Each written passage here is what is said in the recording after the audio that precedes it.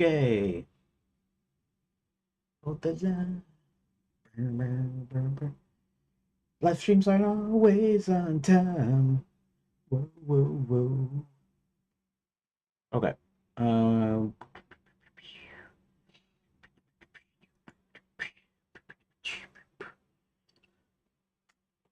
Boom, boom, boom.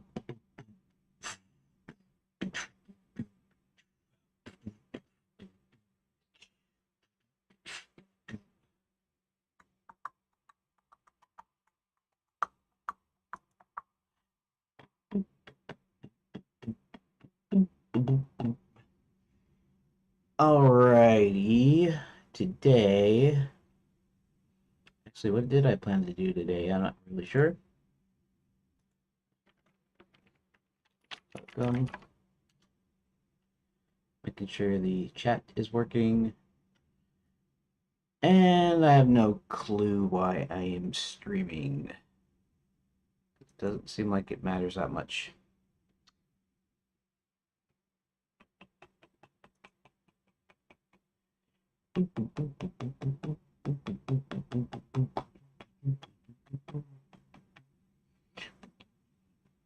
Favorites, favorites, favorites.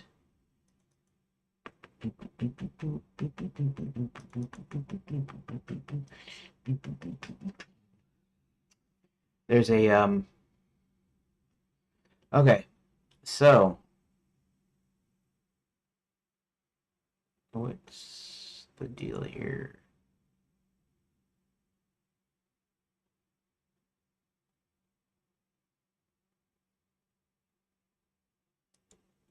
Why?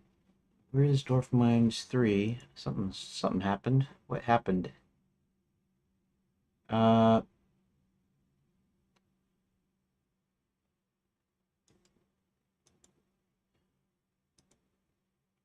what just happened? Just happened. Let's see, where is Dwarf Mines? Dwarf Mines 3 is here. Why is it not there?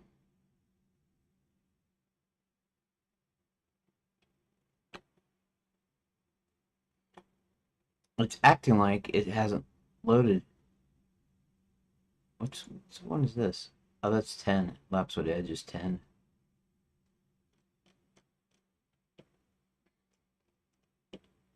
Okay, Dwarf Mines 3 is not existing here for some reason. Even though it actually does exist. Random Villages, Sky, Lapswood, Lapswood Edge. Huh. Okay, let's go to the script. Begins with 11.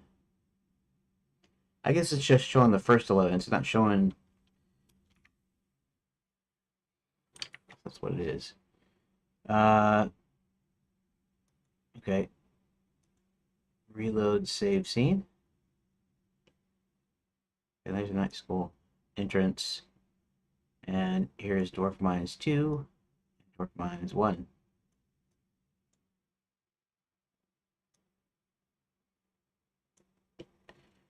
Um, Near the Dwarf Mines rolling half. Bada bada bada. Boom boom boom boom.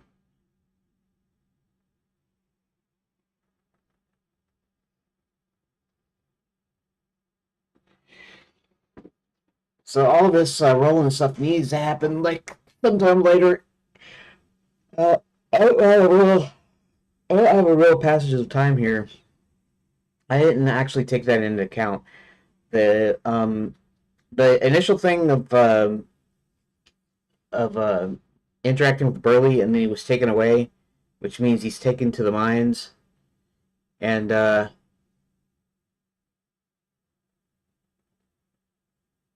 it means I need to move. It's gonna be kind of a big pain in the butt.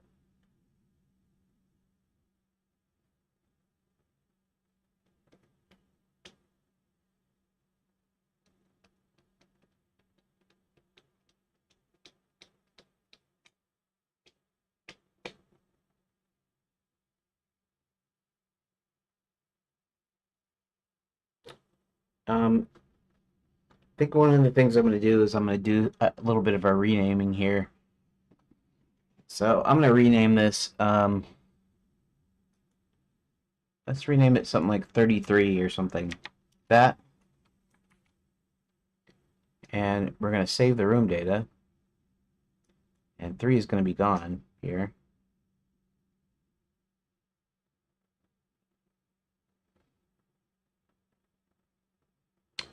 Oh,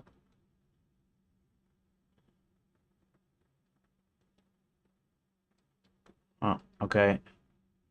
So this is the original. The original is near the dwarf mines. Roland, the half dwarf, half giant, approaches the entrance. An old dwarf Roland knows stumbles out and tells him his dad is trapped in the Gnome Kingdom. Okay.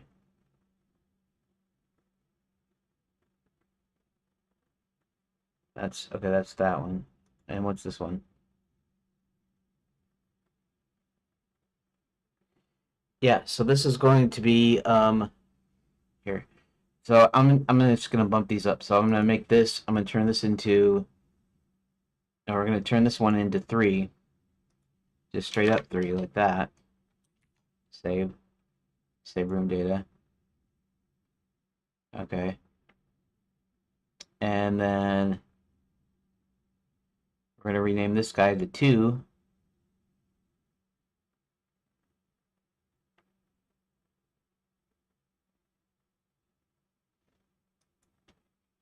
Two. Oop. 2. And then we're going to save it.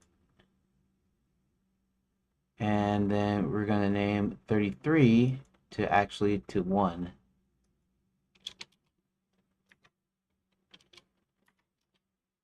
Before I do that, I got to check.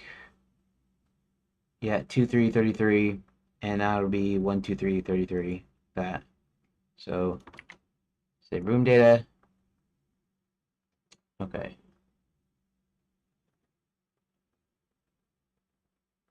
Now in here, I want to make sure that this is actually 1.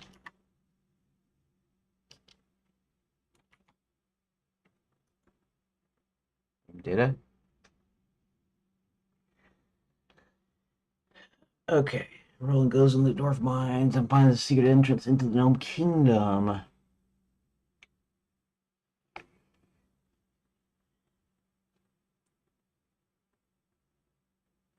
Now, let's check something here.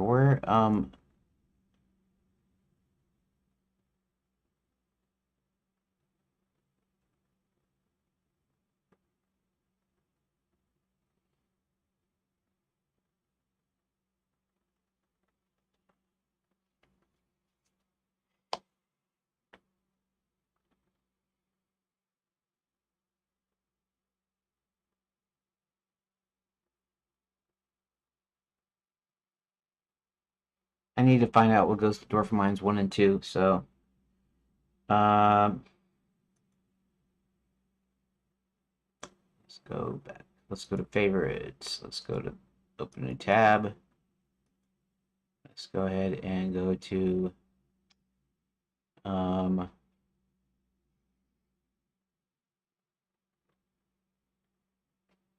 documents.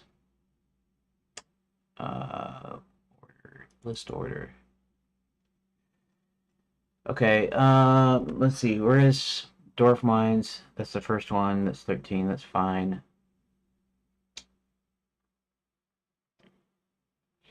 Where's dwarf mines 1? Wizard U library. Wizard. Okay, Wizard U library. 19.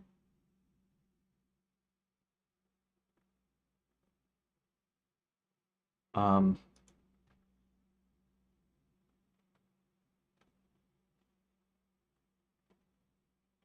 Library.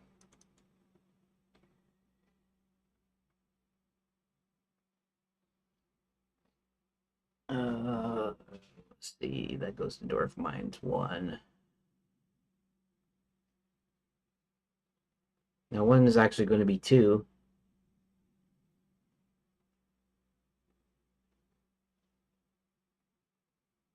I wonder something.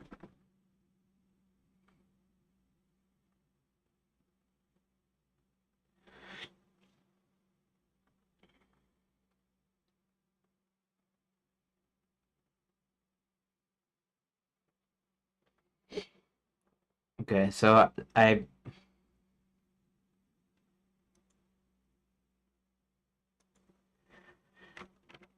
Eric, um,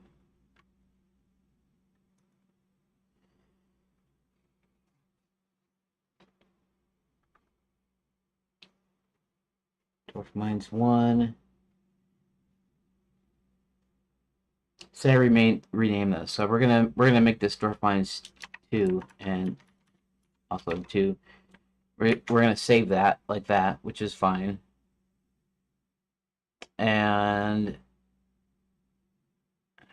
we're gonna go to Dwarf Mines 2. And Dwarf Mines 2 is actually Dwarf Mines 3. No. Dwarf Mines 2 is the old one, right? This goes to Fairy God College.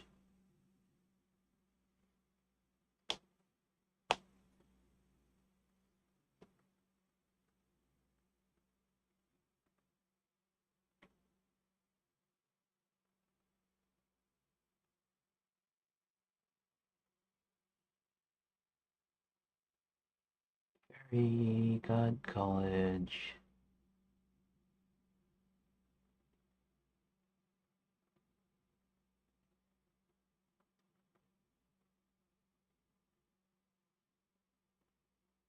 Wait a second.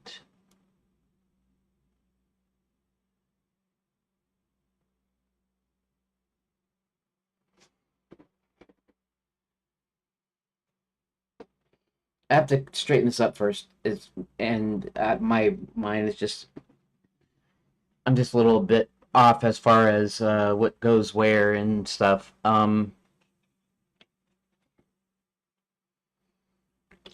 Because once you rename stuff, you have to rename everything that links to it. So, Dwarf Mines 1 was originally 3, and 2 was originally 1, and 3 was originally 2. So when I go to, so I have to find out where. Okay, so let's. Did I close the text editor again? Recent order. Okay. Need to make sure not to do that. Dwarf Mines 1 and Dwarf Mines 2. So, where is, okay, Dwarf Mines 2 is 31 Lapswood Road. So 31 sounds like a street name.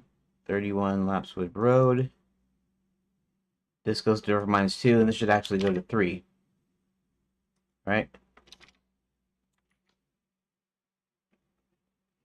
There we go.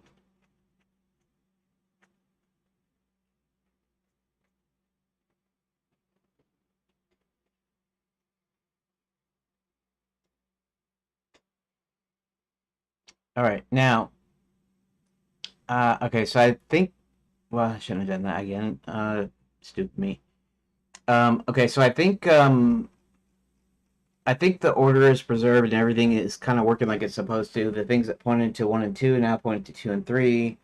And then we have the regular last would point to 1 because it's actually, if you want to say it's in succession, basically. So, um,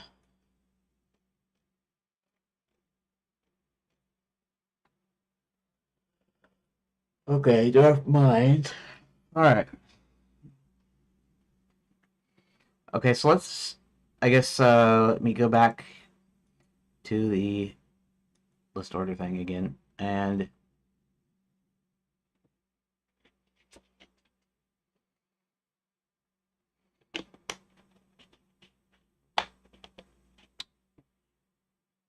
okay, so this is like the original order here.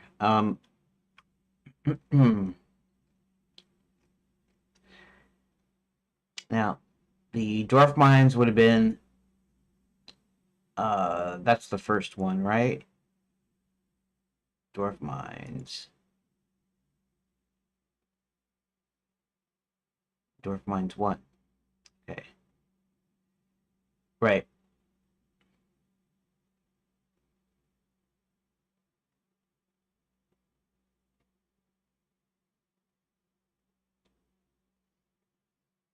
And I need to see something here. Dwarf Mines.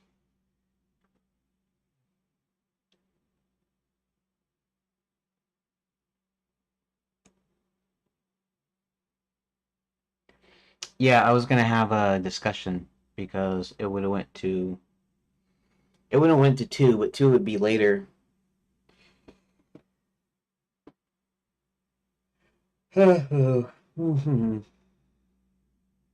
Sorry, I'm sleepy, tired, whatever.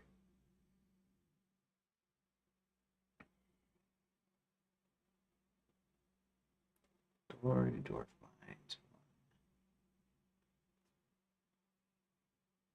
I might have to find the original page somewhere, but basically, actually, let's do something. Let's go into here. And let's go to, I don't care about the list. Would it be the renumbered?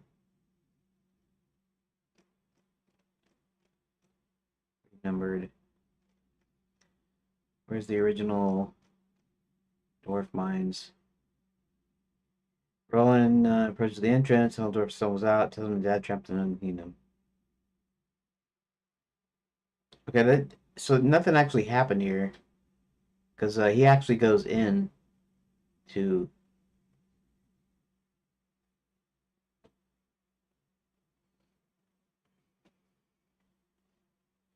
In fact, I might even have the old dwarf tell him a little bit more than that. But see, and then this just goes directly to the dwarf mines, and that's when you're introduced. But you're only just not too long ago introduced to Burley the dwarf,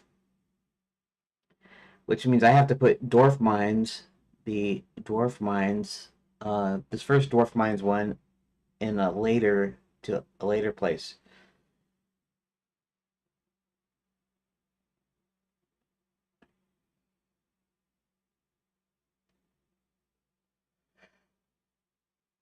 I at least need enough space where it feels like it's sometime later, you know?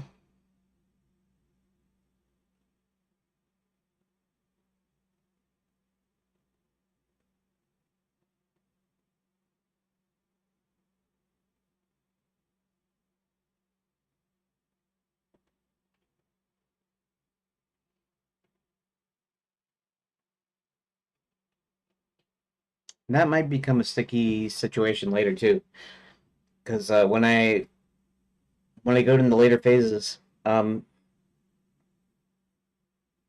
going to need um,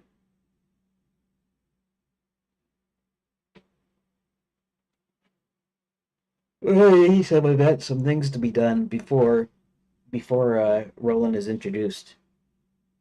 I guess he could be introduced halfway through. I like the idea of introducing them early, but at the same time, because of the way we did this, it's got to be done later.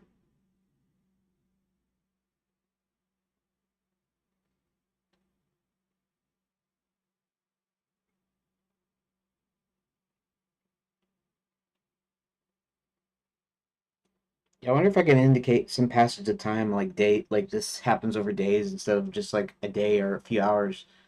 So that way, it kind of makes sense. I'll do like a day night cycle or something or whatever. So, am I?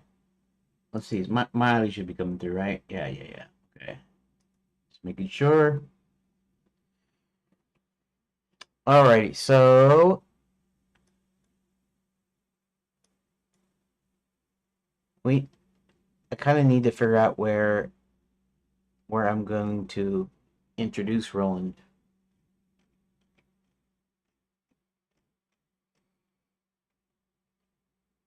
kind of, I mean, it'll be kind of late to introduce him.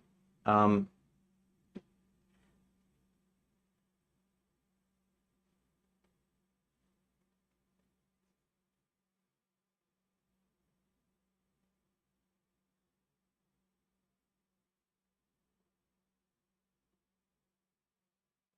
I don't know.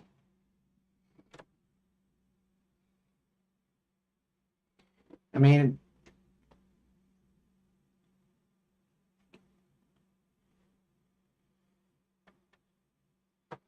the point is Burley has got to be in. Burley has got to be in there a while, or he manages to stumble out, and he's kind of all exhausted, tired, overworked, dirty, whatever, and close to dying or whatever. And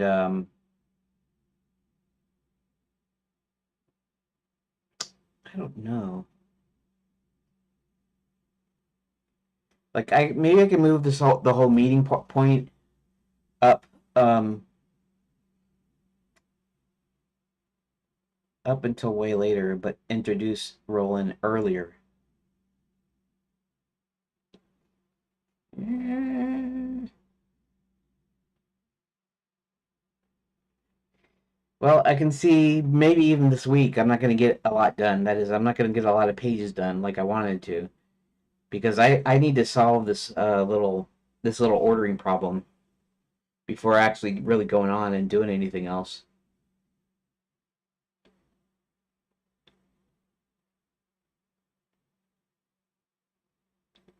See, I can put Roland meeting Burley much later, but it also means that you don't know about Roland until halfway through the game or halfway through the story.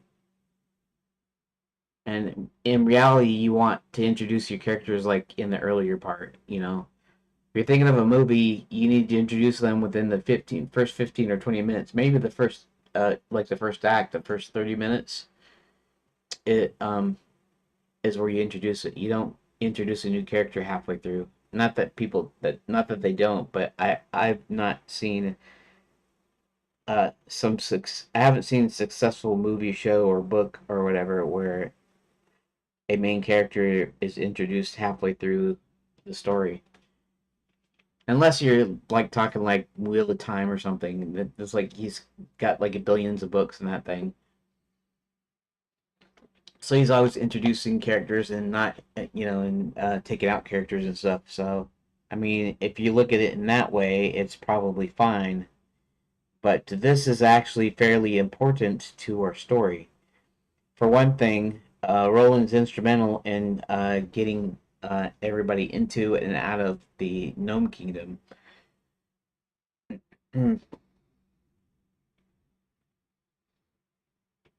And see something here. That's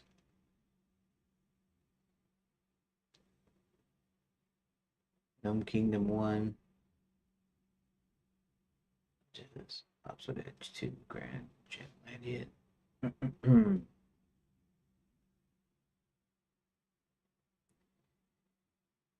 Baps in the Belfry, though, isn't introduced till later, I guess. I mean, I guess that's alright.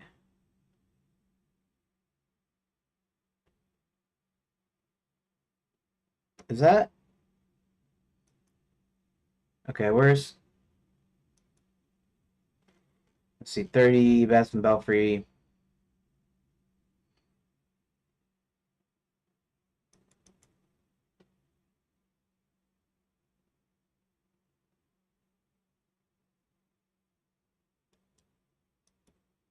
But, see, I've already introduced the Count sometime earlier. Where do I introduce the Count? That's what, uh,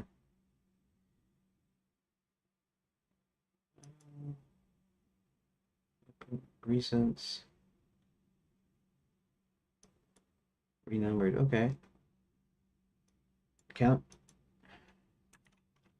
count, full count.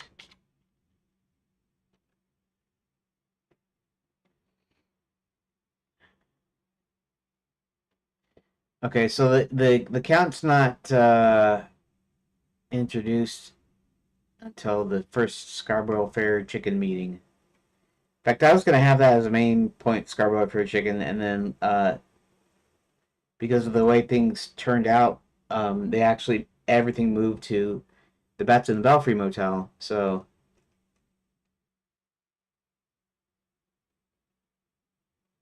Scarborough Fair chicken is 30. So that's the first third. So um, there's at least a thing here. At least a thing here. I guess let's see. Dwarf Mines 1. Dwarf Mines. Okay, that's the original Dwarf Mines 1, which is now Dwarf Mines 2. But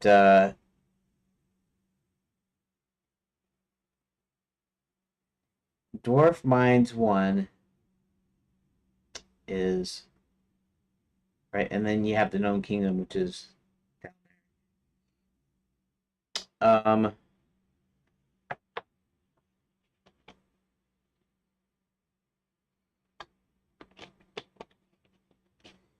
well,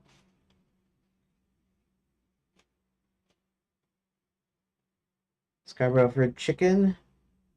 Scarborough Fried Chickens were first introduced. So actually that's not a bad idea. If I just move it just over here. If I move um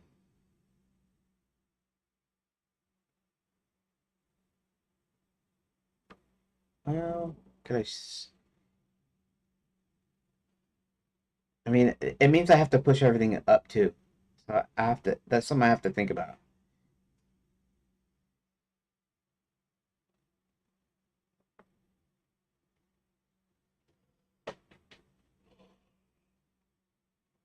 Hmm.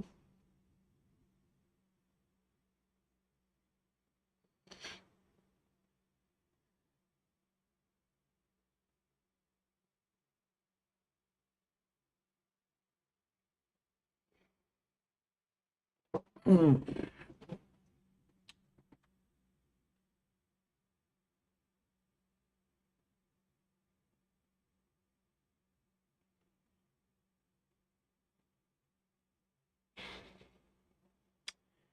Boom, boom,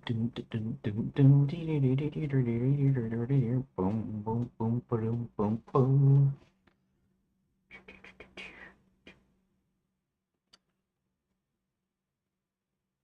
Yeah, I realize I'm doing a lot of staring at the screen here, but I'm just trying to figure out if there's a nice way I can do this. If there's not, then there won't be, and I'll have to. It'll be kind of a mess until I actually get to finishing the pages and stuff.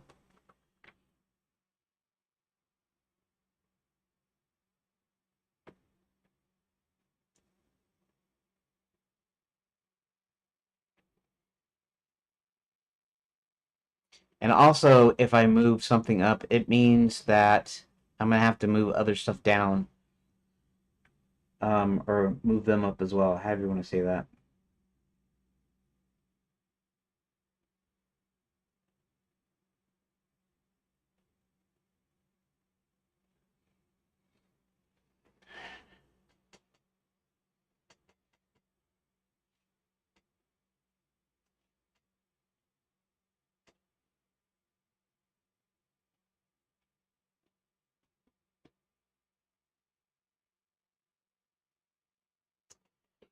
See, I honestly didn't want to.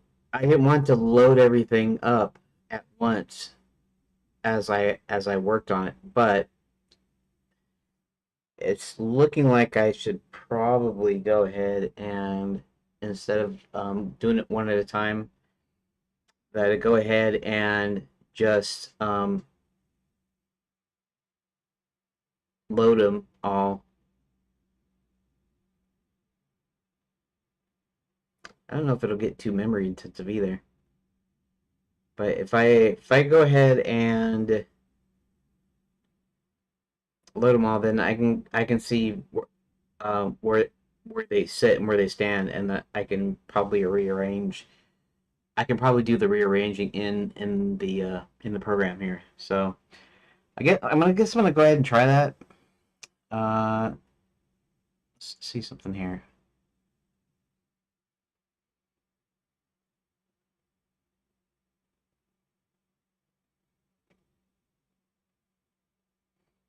It is going to be a big pain in the butt, I think.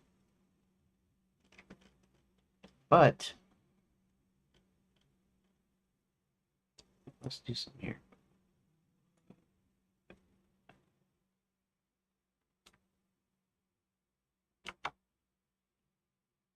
Undo. Okay, good. Um,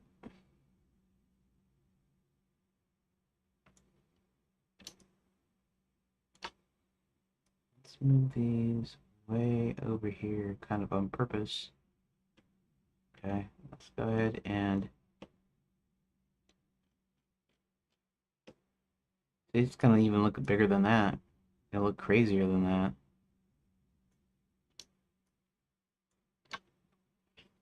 And I kind of do this.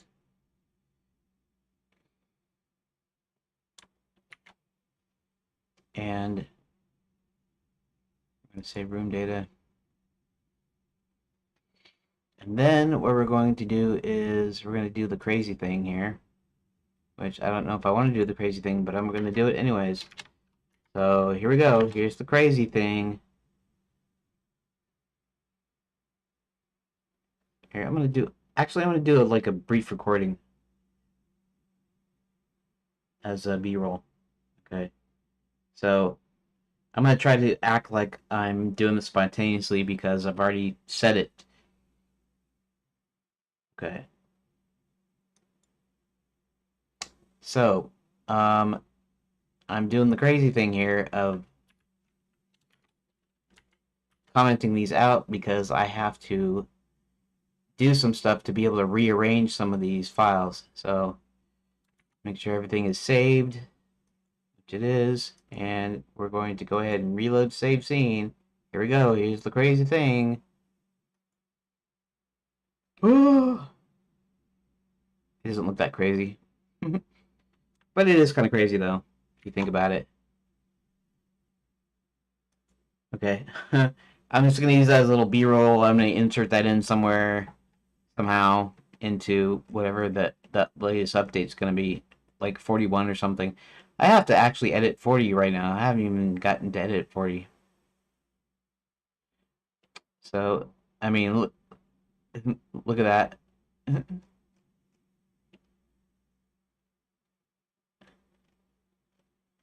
It is a little sluggish zooming in and out.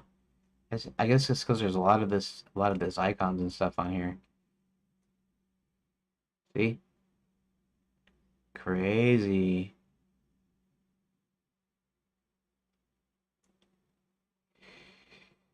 All right.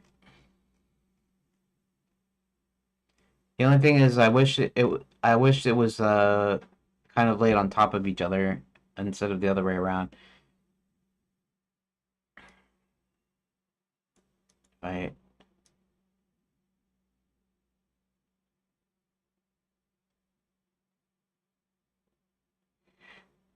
Okay.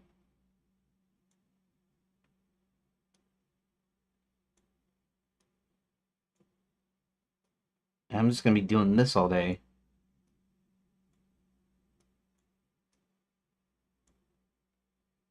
And the only bad part here is how much of this crap there is.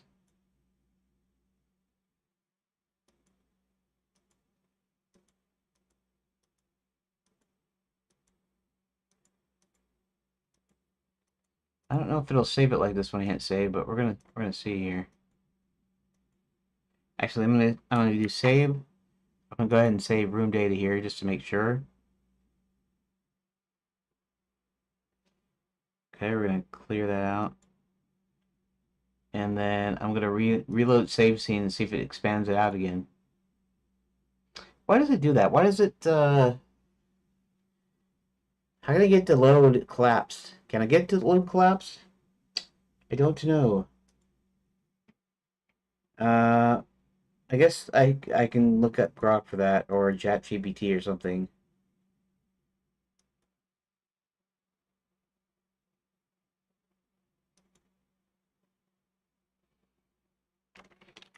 You know, if the Godot engine 4.3 um, editor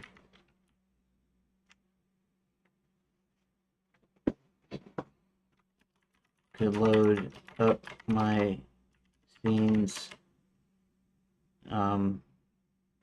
all collapsed.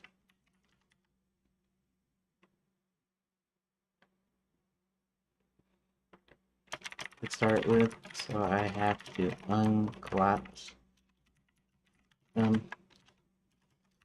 It seems if I collapse a few things in the scene tree, it does not remain that way even after saving normally. We'll see what it says.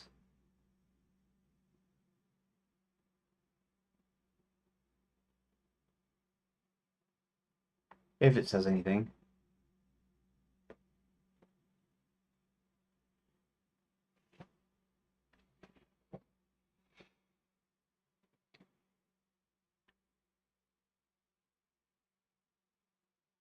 Conditions are met. There's no built-in editor saying the personal scene is slow with nodes collapse by default. So these changes are automatically saved. It's not an issue.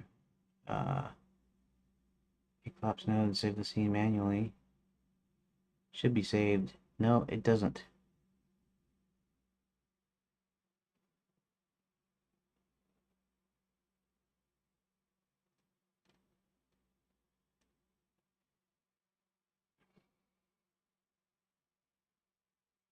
Yeah. I already do that.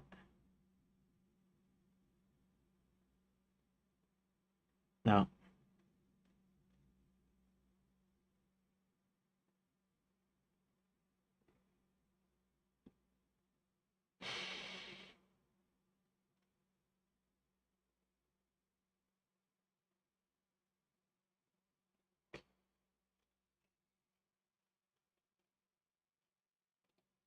Oh, okay, forget it then, I guess. Okay, never mind then. Alright.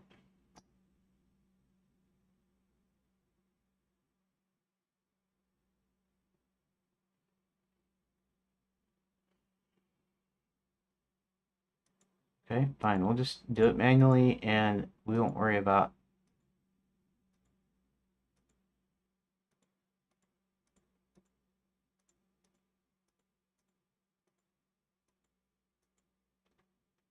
Okay.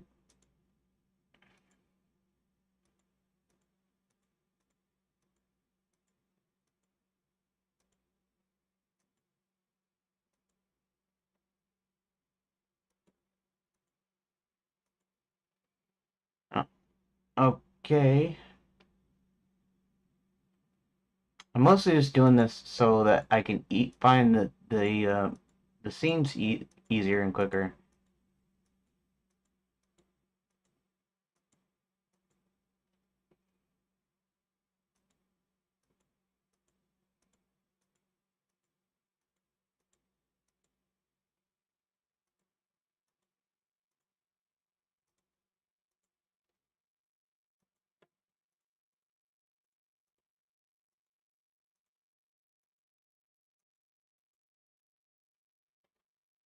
Okay.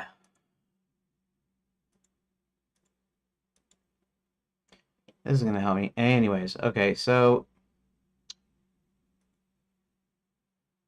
night school. Night school engines goes to night school, huh?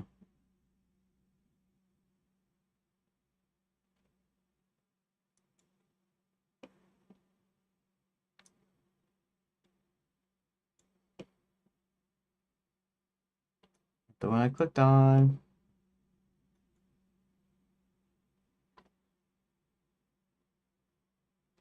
Princess Prep? No. Very okay.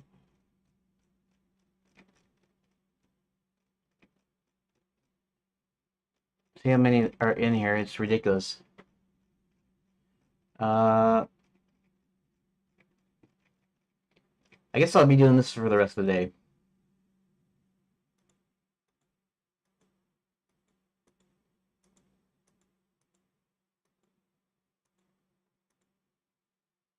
Where is Night School at?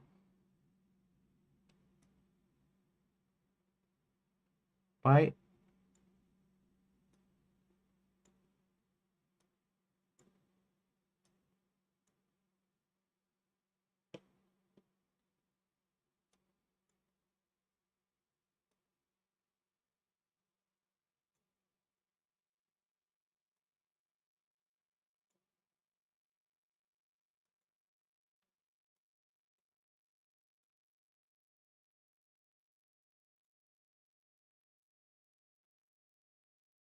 There we go.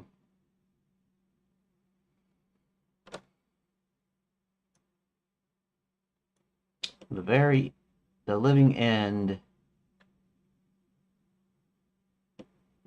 All right. This is actually should be the last one here. Let's say room data. Okay.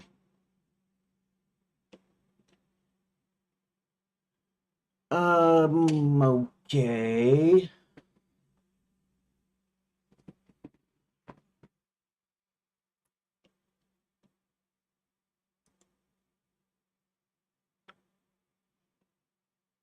Uh, oh, I do have inbound rooms though, don't I? Castle North Terrace 3. That's catwalk. That's throne room. East Gate. Mines.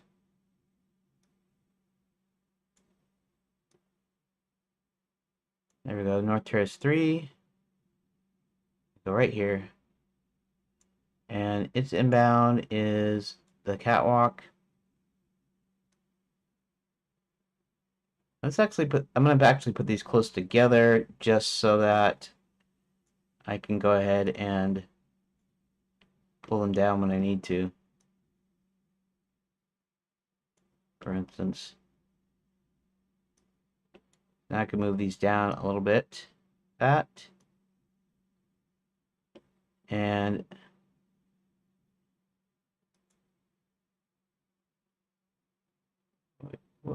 what's going on here? There we go. North Terrace 2. I think that's this one. Okay, that's right.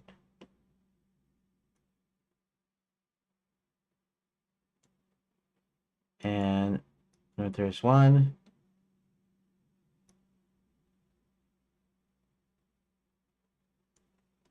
And then this is probably North Terrace. No, this is Batson Belfry 30.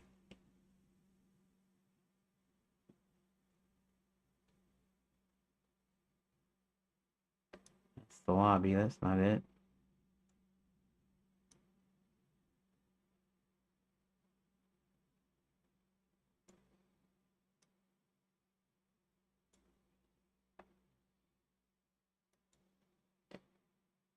What's that? Batson Belfry 5. That's 5. Okay, 5 is right here. And then this is probably 4. No, this is Werewolf Village 4. Okay, Werewolf Village 4. And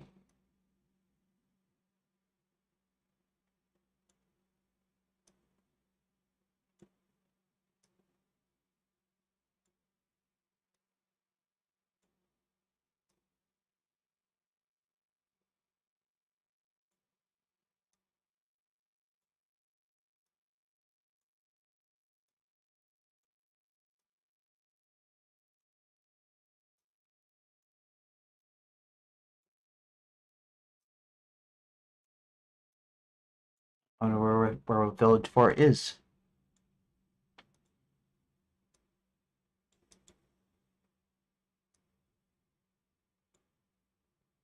Village Hut.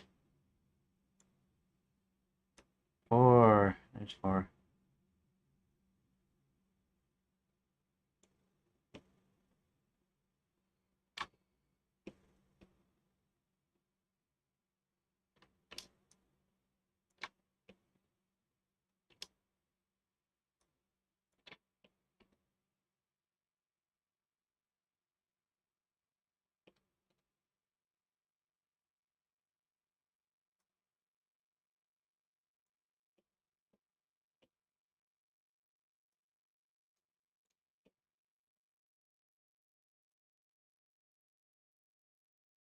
Throne room.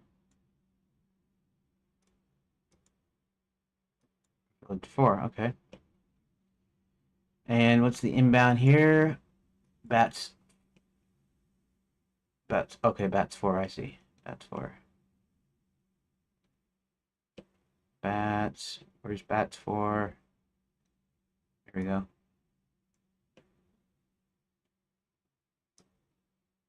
Bats 4. Probably 3. I'm right.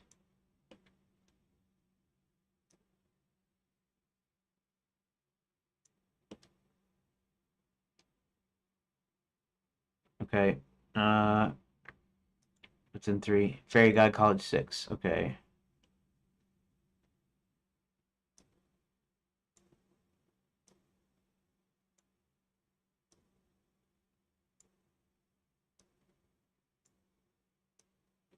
Okay, so all I'm doing today is I'm just maneuvering these so that there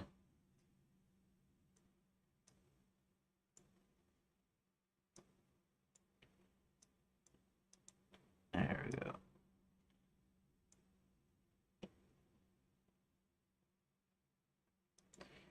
So what am I looking for? I'm still looking for Fairy God College 6.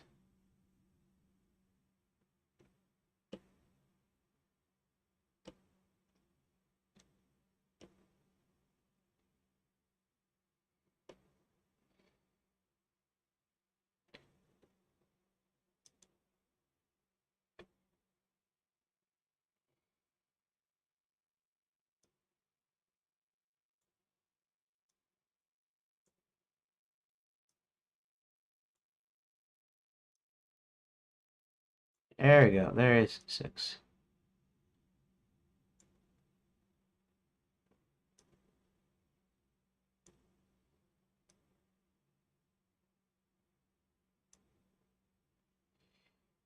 Okay. I know I'm not doing much because there's a lot of crap to go through here. This is 5. 5. Okay, 5 is good. There. Let's go ahead and just shift, select, select.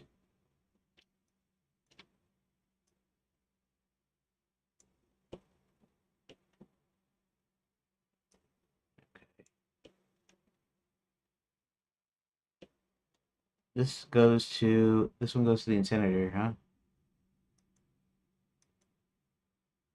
The incinerator, yes.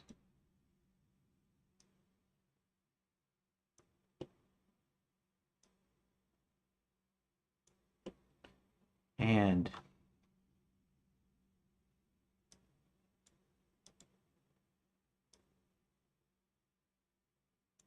library.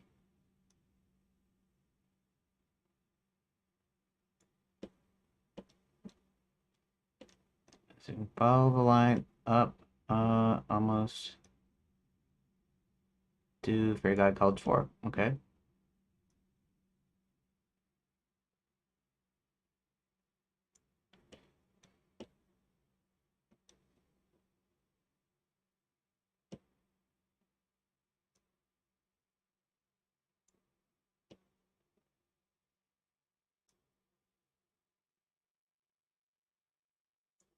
Okay, what do we got? Else do we got here?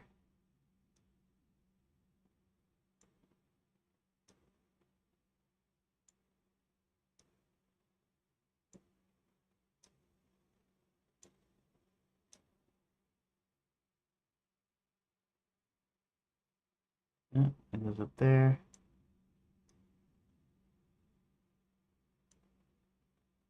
Um, Trying to find the next one down.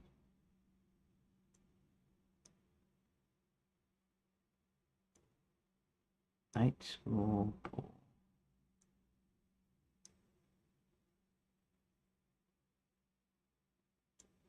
Um,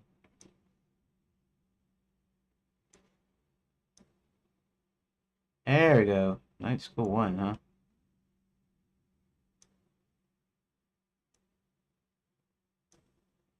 That's lobby.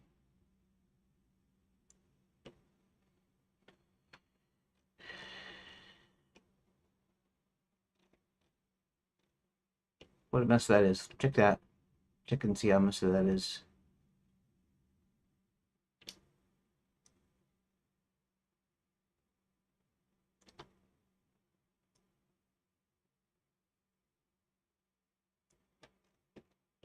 Okay.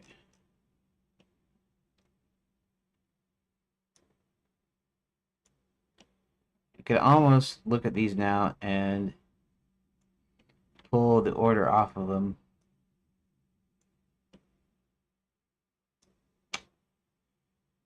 Alright, let's just save it and let's save room data. Sick burr. Okay. This shows you if you're watching the stream at all. It shows you how many different pages I have to go through, and I haven't even added choices. This is just a linear story at this point, mostly linear story. Yeah, that's good.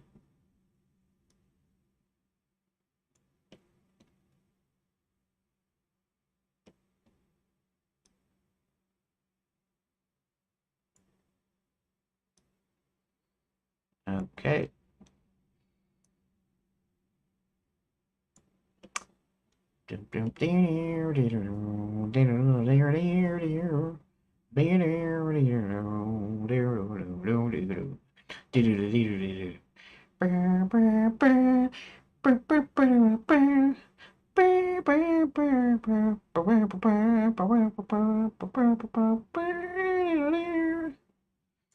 Sorry, I got the Rockford Files theme song stuck in my head, and occasionally just, I don't know, occasionally these things just pop up like that.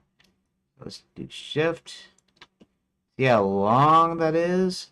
I'm just gonna get the editor here. The redot editor is gonna get pretty sluggish, I think. But maybe when we straighten it out, it won't be so bad.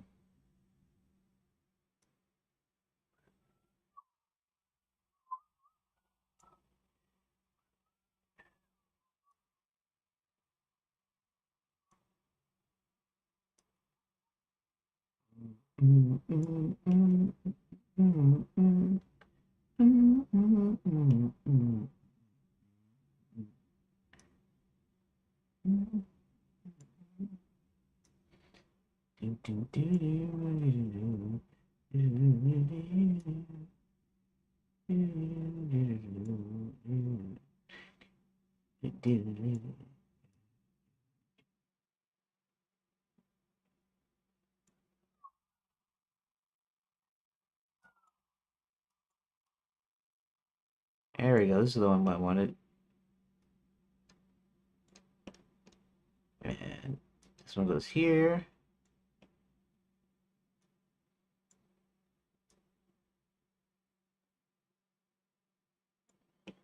Alright, this one is way out of sight.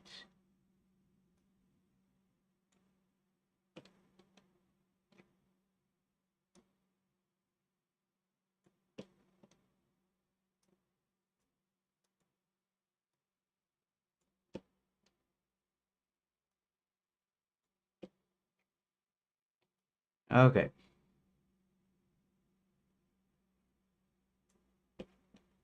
And what's next?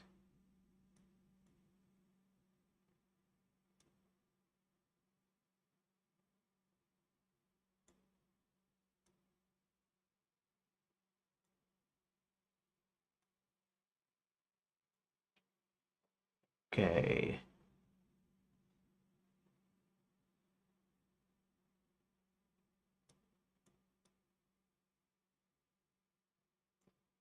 That's what we want.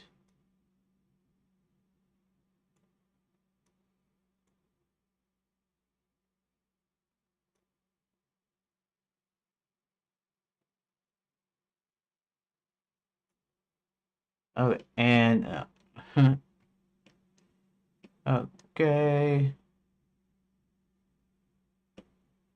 Actually, I think it's this one. I could be wrong though.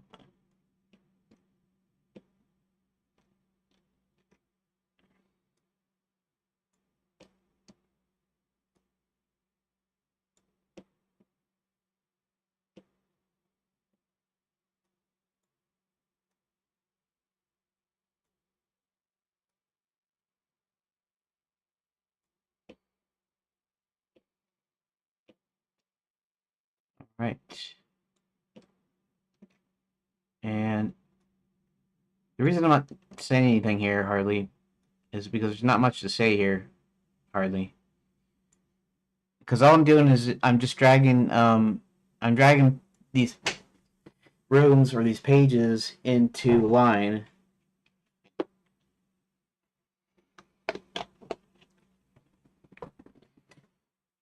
Paint in the backside. This is good news here. This is okay, this guy can go over. Let's pull this guy over here. These guys over here.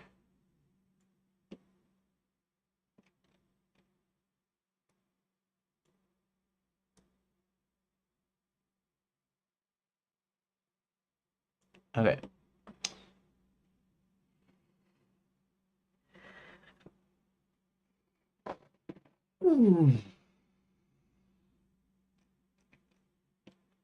I think I'm losing my. I think I'm losing my. Think I'm losing my mind. Losing it, losing it, losing it. Okay. Uh.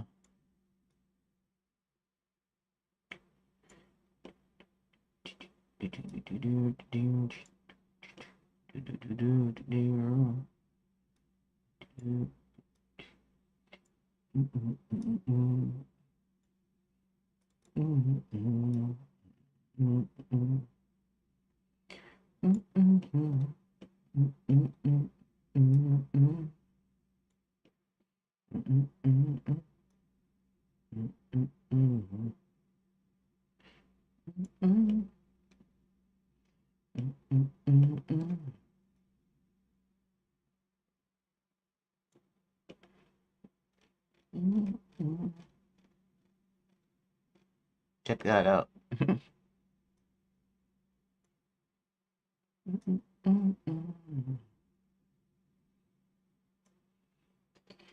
I'm gonna go ahead and save room data. Ooh. Saving all the metadata.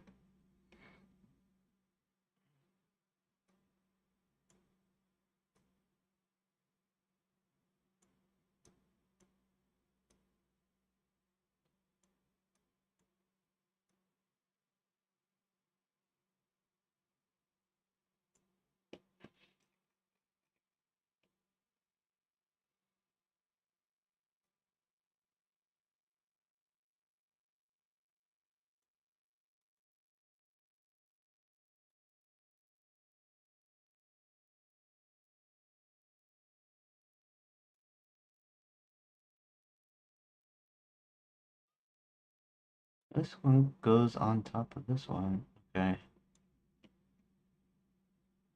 This one goes. Oh wait. No, this one is above here. And let's go ahead and grab these three. Let's do this again.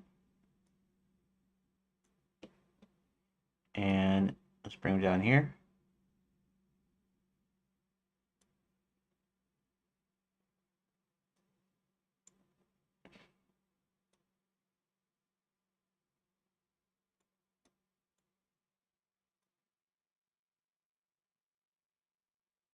Okay.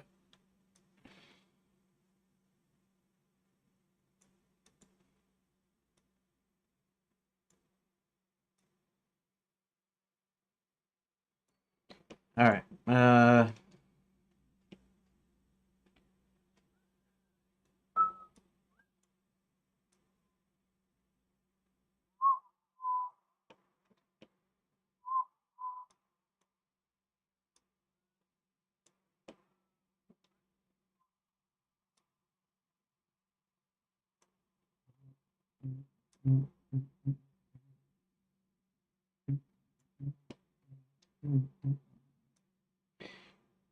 You know.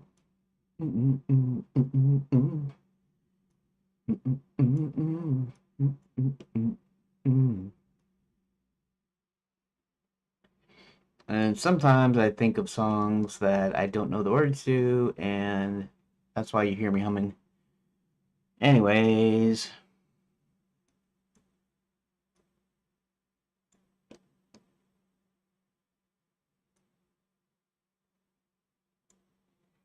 okay.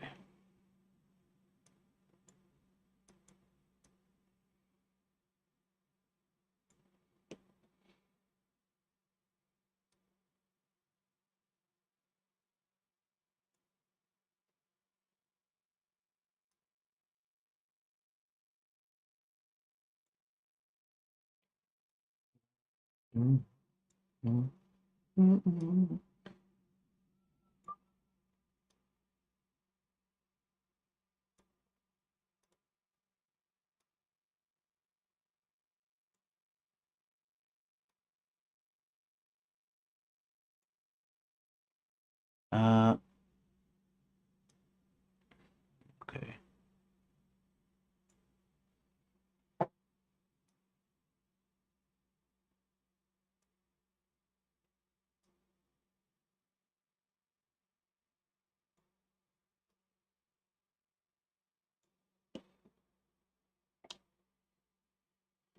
All right.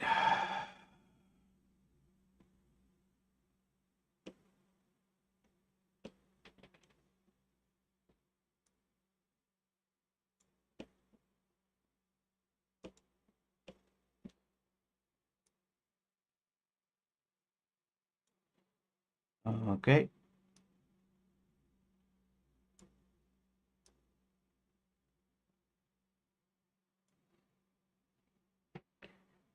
Okay. This is still taking ages. Save room data.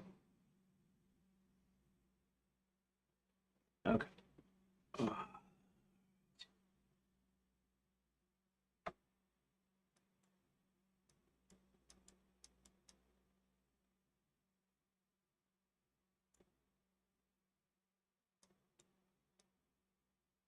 There we go.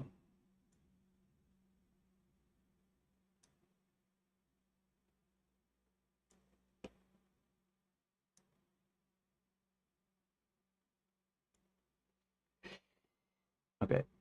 Um.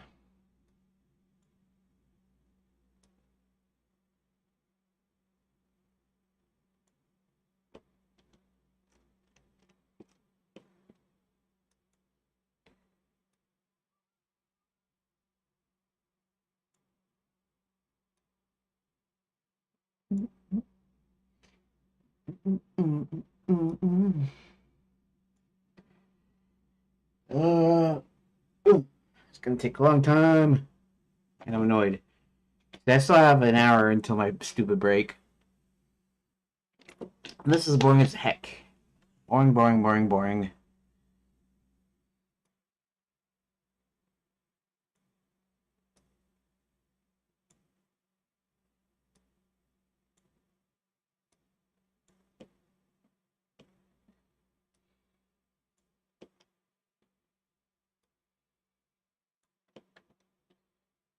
Oh, hey, there we go. Okay, that's all right, I guess.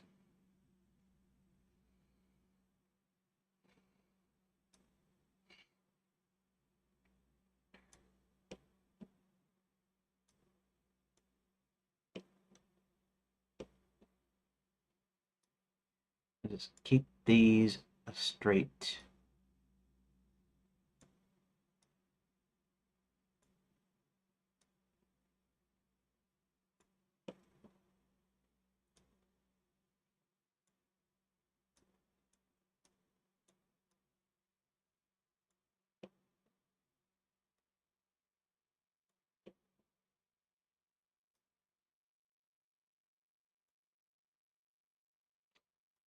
Okay. If you're wondering why I'm not saying anything, it's just because this is it's too darn boring. Taking too darn long. Alright. This is why I didn't want to do this in the first place. But the reason I'm doing it now is because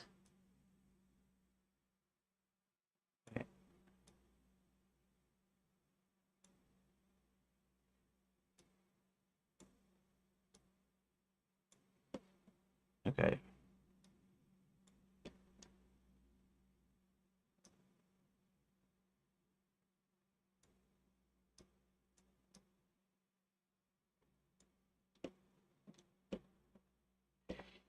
Okay.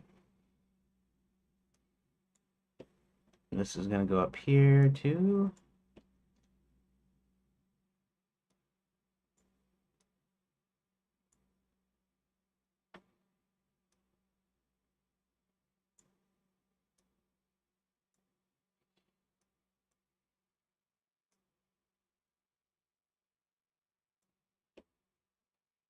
Alright.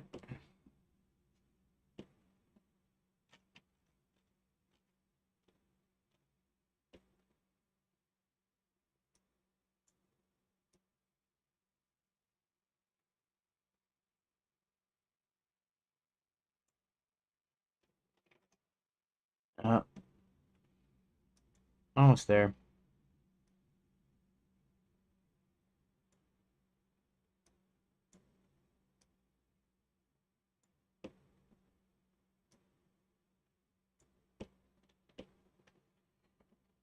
Okay.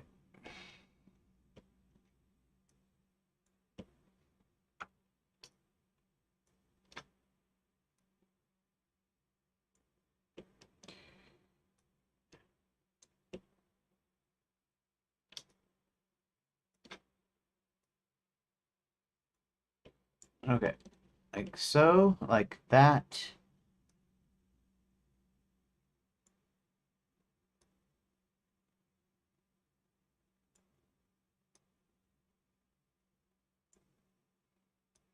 Looks like you're getting starting to slowly but surely get this like kind of straight.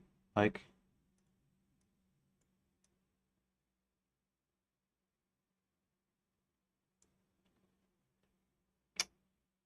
okay.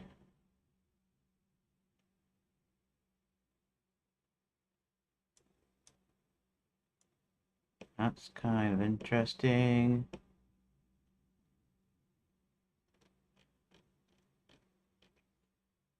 Alright, let's see if I can select.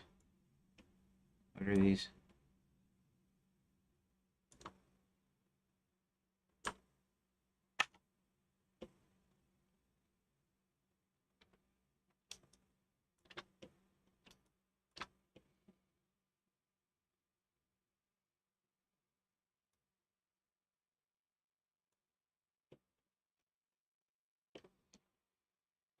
Alright, let's get these in line. In line.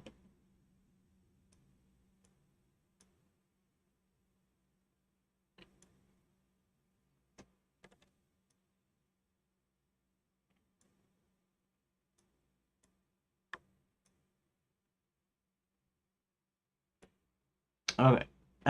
See, it looks like I'm getting some of these straightened out now. Yeah, just a little, just a hair.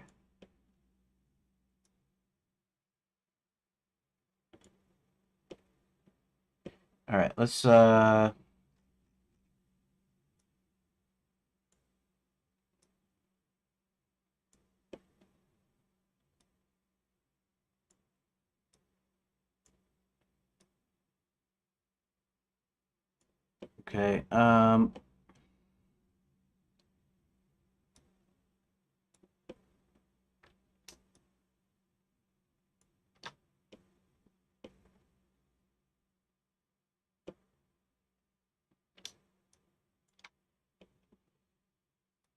let's put this over here.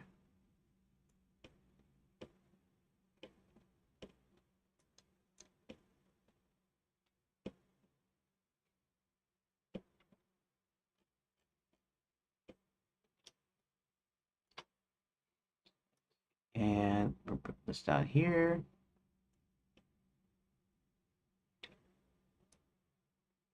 Yeah, looks like I got just about everything in line now.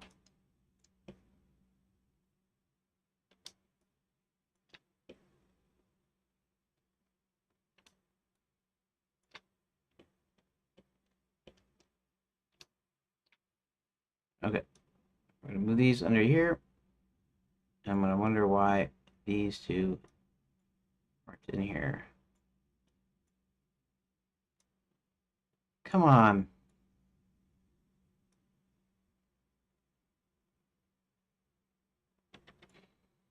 Okay, I'll zoom out.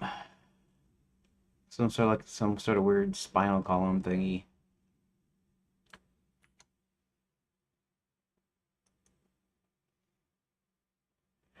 Let's go ahead and reload the THC, see if everything reloads, and apparently it does just fine. And good night, everybody. I am kind of tired from that, sleepy from that. Still have 45 minutes of my stupid break. Although I guess now I kind of worry about moving this around here. I think I'm gonna do something different too here. I think go ahead here.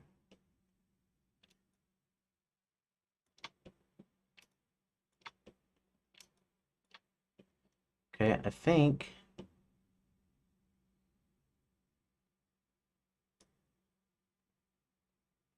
move it away a little bit.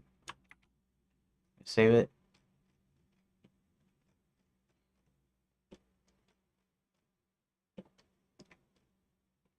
Okay. So now I can worry about order. Messing with the order. Okay. I don't remember what's what exactly, but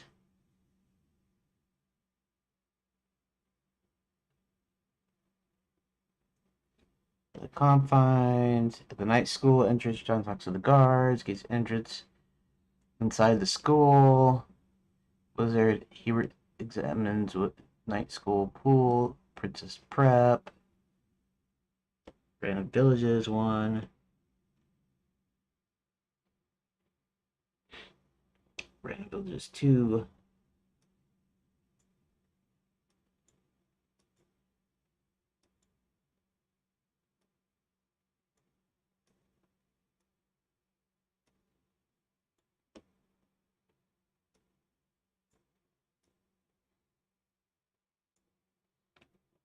Um,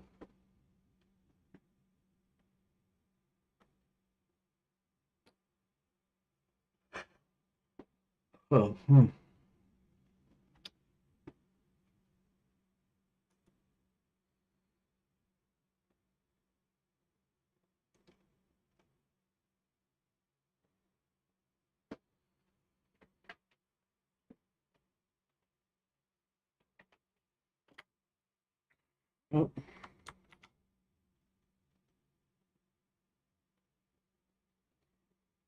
Dwarf Mines 1.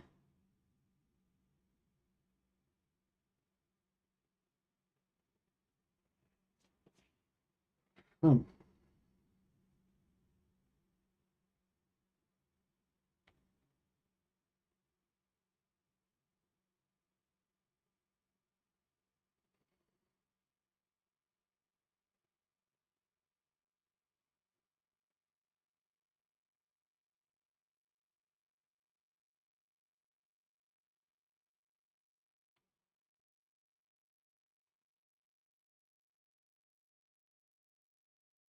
I'm not really sure right now how I want to do this.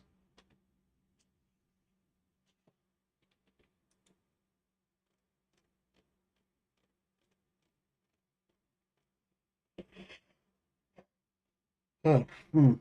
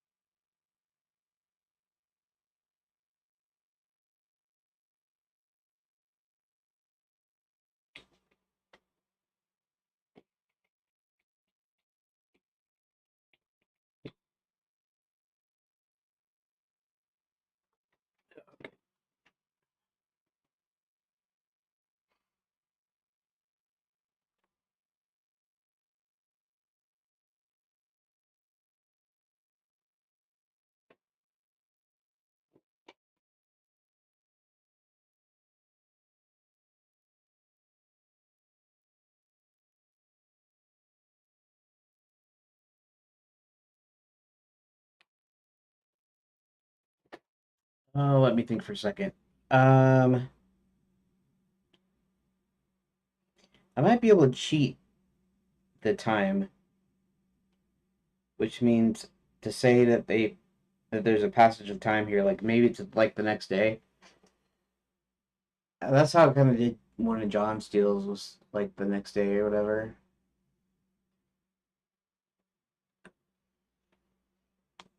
I don't know. Um,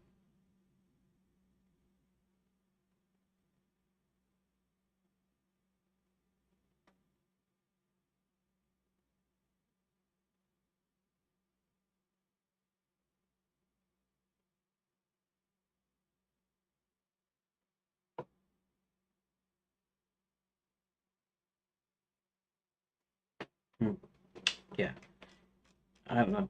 I'm kind of stuck, sort of.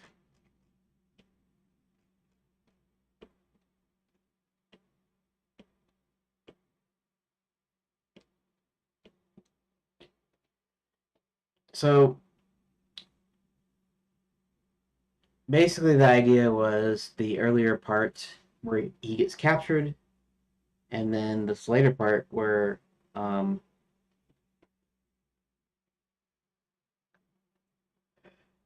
he manages to make it out of the mines alive,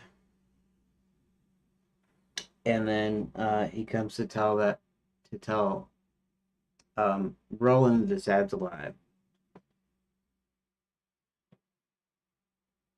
And I'm not really sure how that jives with the time period here, because there's also a point where Roland meets with our guys at Scarborough Fried Chicken. He actually meets them.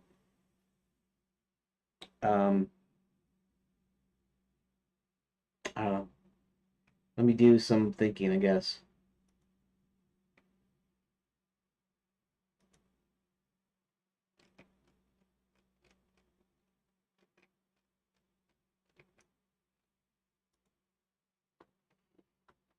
Okay.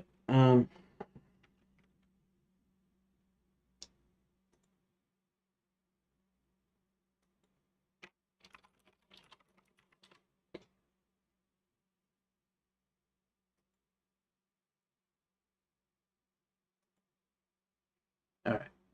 Let me think for a second.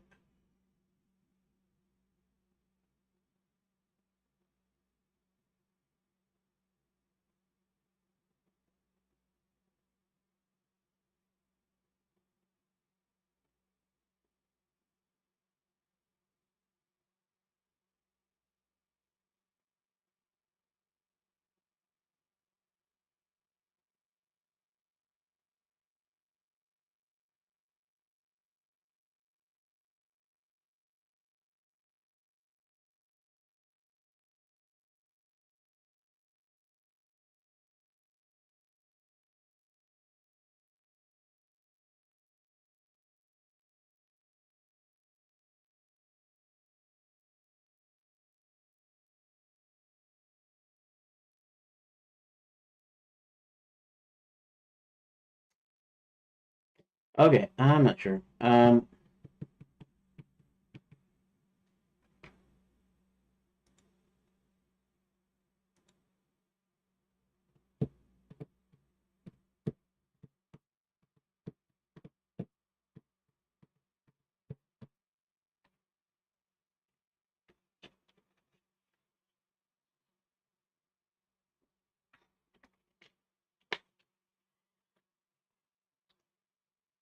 I might have to brute force it here. I might have to find the first appearance.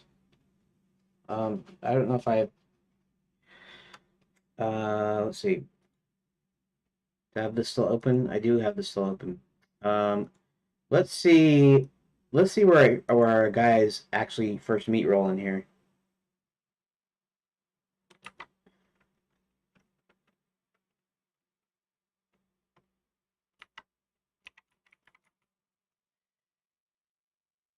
Roland. Okay, let's find the next Roland one.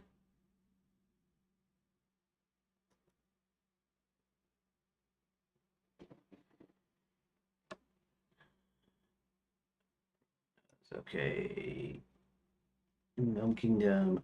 There's all kinds of people. His dad. Blah blah blah.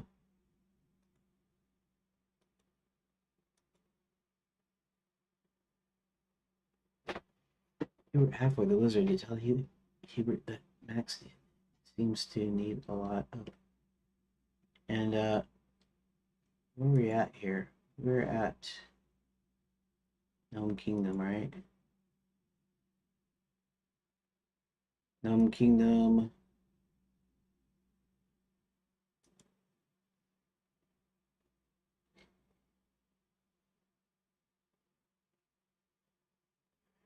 Right there.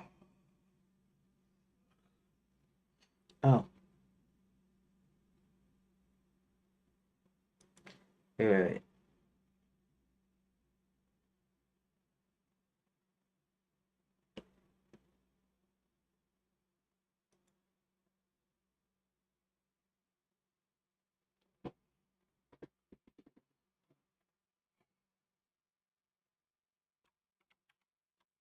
Okay, that was an accident. All right. Uh,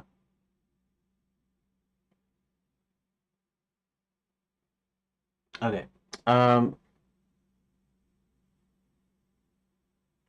he tells him to find halfway. Okay, so that's when he's actually in the Gnome Kingdom, which is still okay. We'll see, because we might have to move all these up.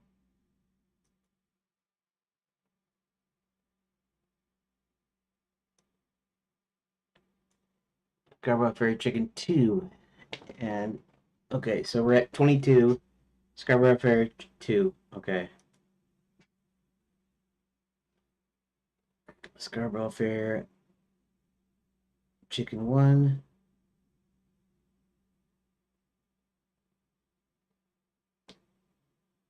Scarborough Fair Chicken, Scarborough Fair Chicken 1. Scarborough Fair Chicken 2. That's all the way up here.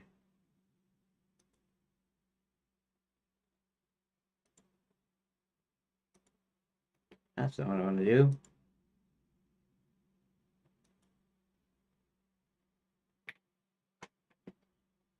So Roland doesn't walk in. Roland doesn't meet these guys until then.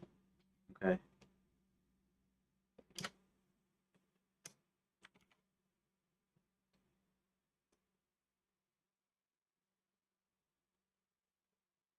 He realizes maybe Sir William. Okay. Zanzibar, Grand Channel 2, episode 1.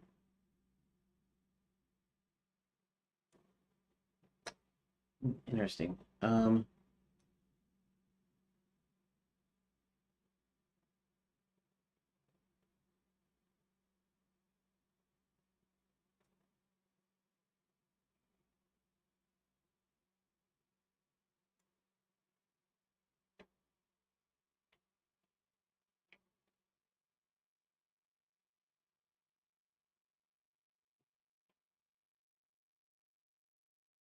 Barrel Fairy Chicken. Okay.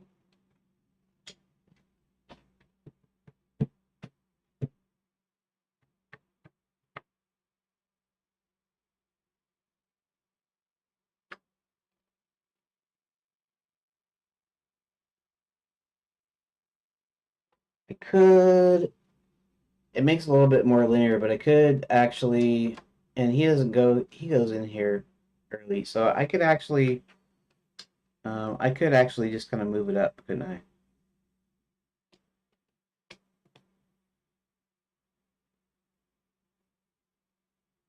This is actually technically 2, but I can move 0 and 1 right up here,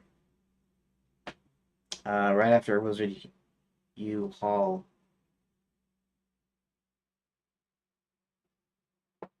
Very good college.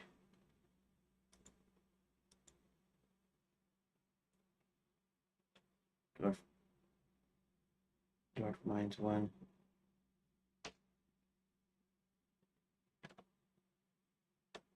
Okay.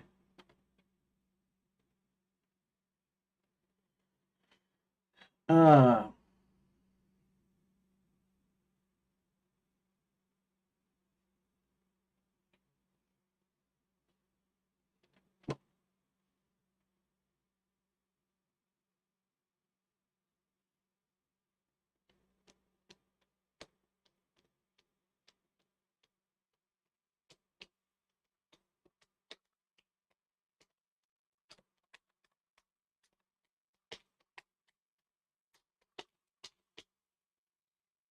okay.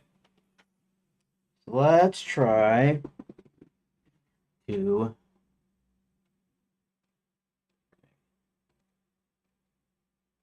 Wizard U library. Okay.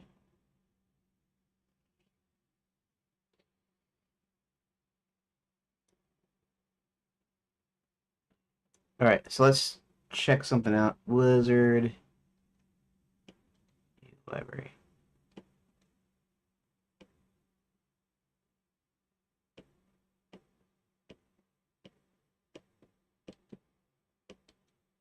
Wizard U library right there. Door goes to Dwarf Mines 2.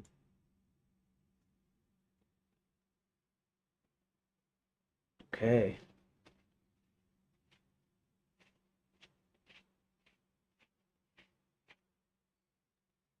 We're gonna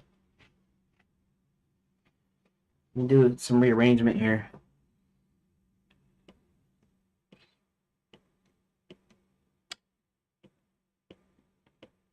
Okay, let's go all the way back up to these ones here. So we're gonna take these out. Take these and let's put these over here. That. We're in the villages. 9 is gonna go to Lapswood Edge directly. Okay, Lapswood Edge. Lapswood Edge. Okay, let's go ahead and let's go into here. Let's go into door. So edge, copy. I'm gonna go over here. I'm gonna go into door here, and we're gonna make that paste. Enter. Plus. Save. Okay. All right.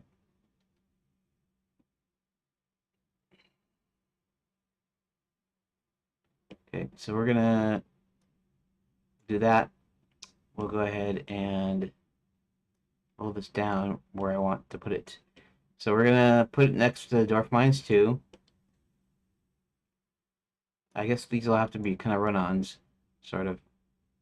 I don't know if they're not change of scenes. I'll probably have to put them in the same scenes or combine them somehow. Uh, at least there'll be some distance here, and that's kind of really what's important here.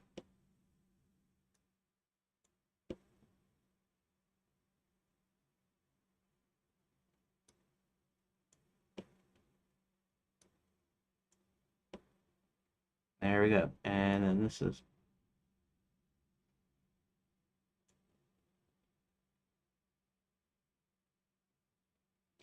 this one is going to go to the Dwarf Mines, singular. So,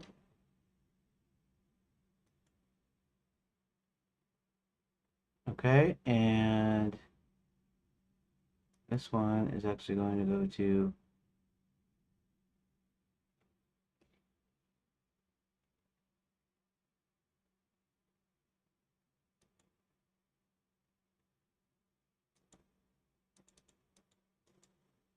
copy, and this one's going to go to 2.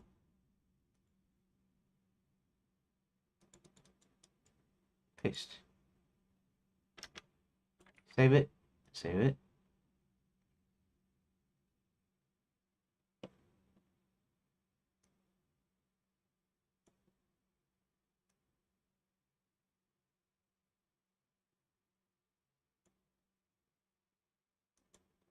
Dwarf Mines 1.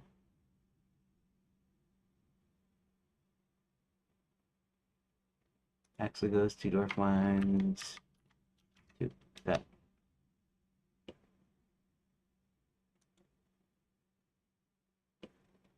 Okay. We're going to scoot this down. Gives a little bit of extra room here.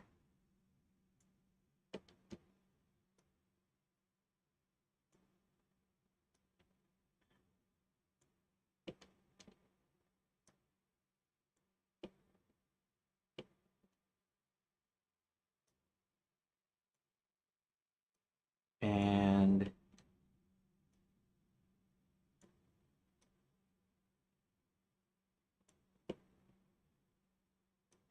okay.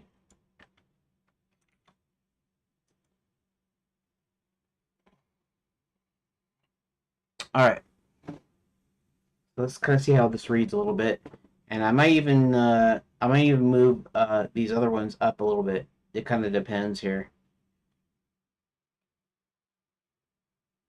It's got to be before Scarborough Fairy Chicken 2, I believe before 2, because that's when Roland meets Hubert for the first time.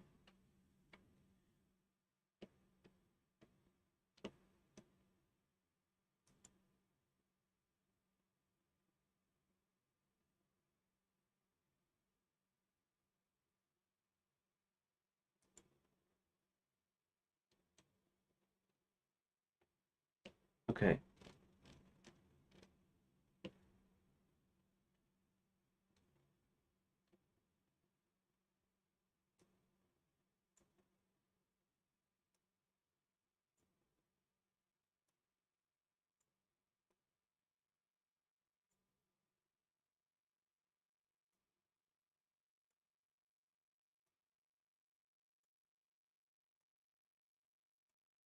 All right. And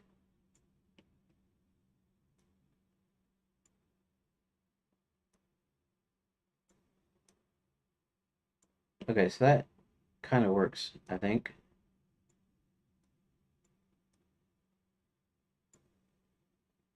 All right, that kind of works.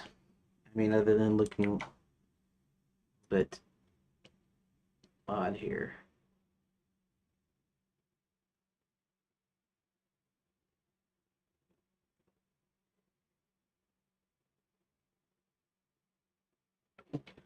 Okay. So what if Dwarf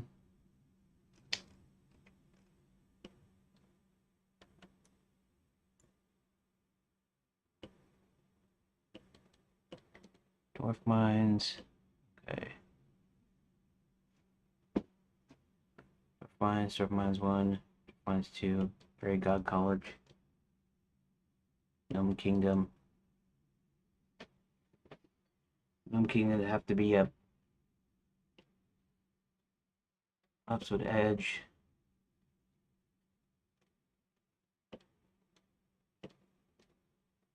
Scarborough Fairy Chicken 1.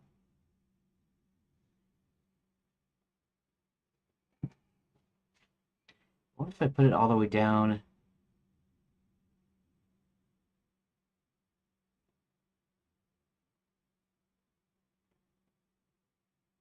Gnome Kingdom 1.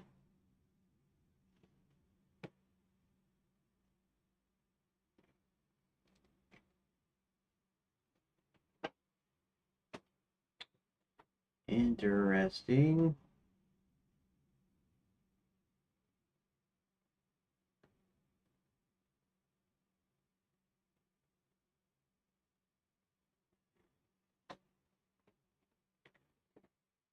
That's the one thing I didn't take into account either, the actual quote unquote cutscene ones. Because this one is about Max and stuff. Max and Red, and it has nothing to do with the player characters at all.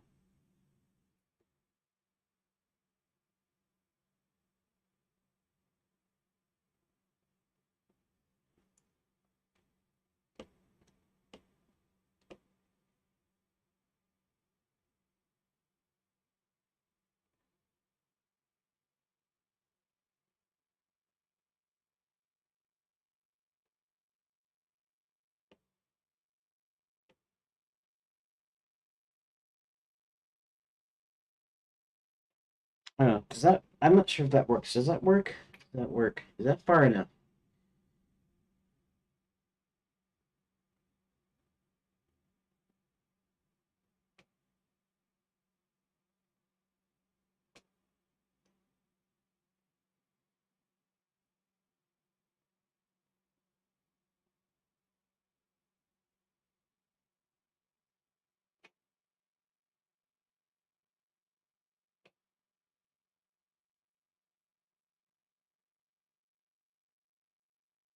Decide to find her.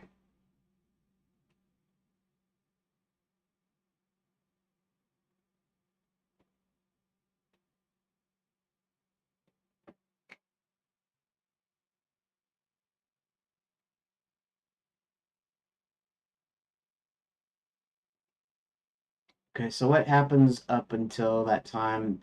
What happens here is just the investigation part. So at most, that's going to take a few hours. It's not going to take a day, you know. And they rendezvous at Scarborough Fried Chicken for the first. Is this the first time? This is the first time, right?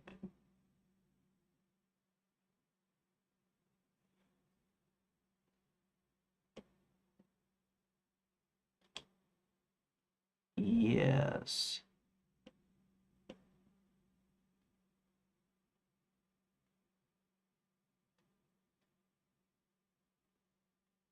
Black Knight starts running. The wine cellar. Princess is struggling.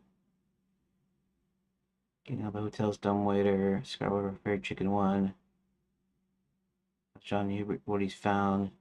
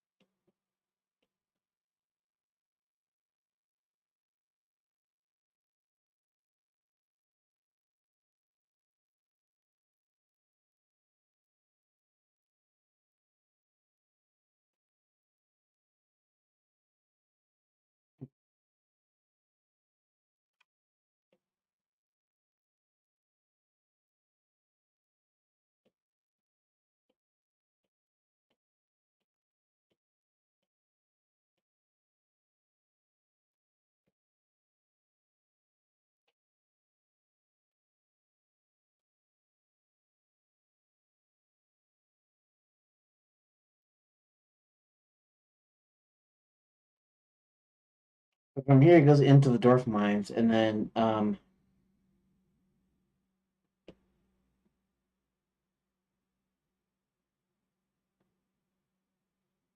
Gnome Kingdom.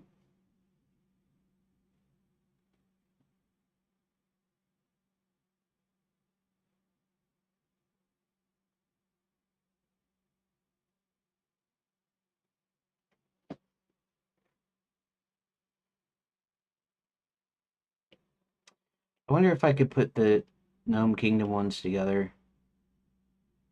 If I should do that. Because this one is just, like I said, it's just kind of a cutscene here. Red goes to the werewolf village.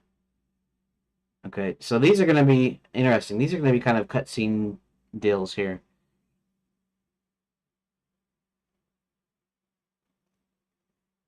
Let's see. Okay, so that's another thing I haven't thought of. I didn't really think through the whole thing here where um,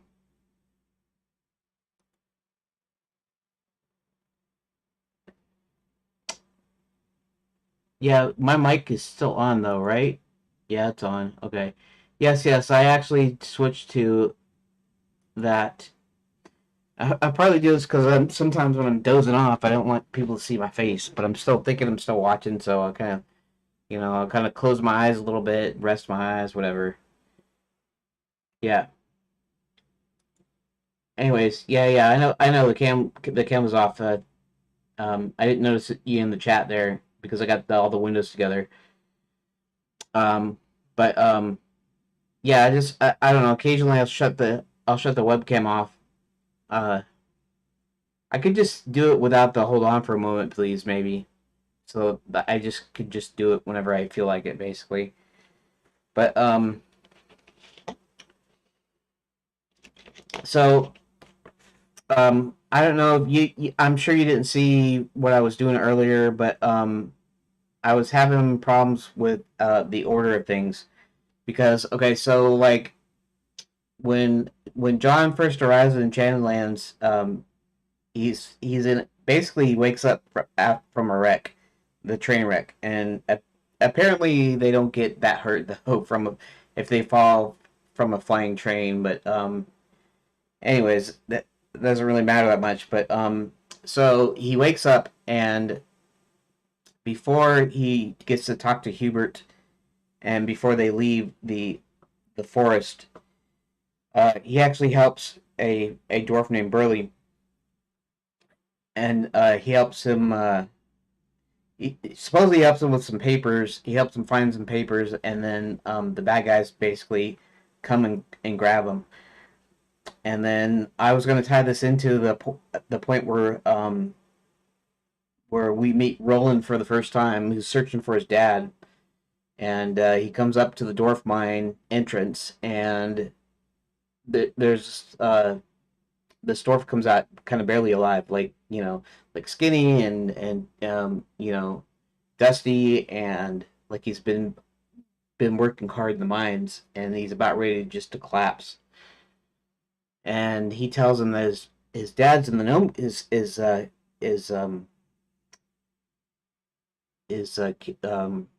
enslaved in the gnome kingdom, basically. In Max's mines. Max's mine is located in the gnome kingdom, by the way. And so um what was I saying? Just give me a sec. Gnome kingdom.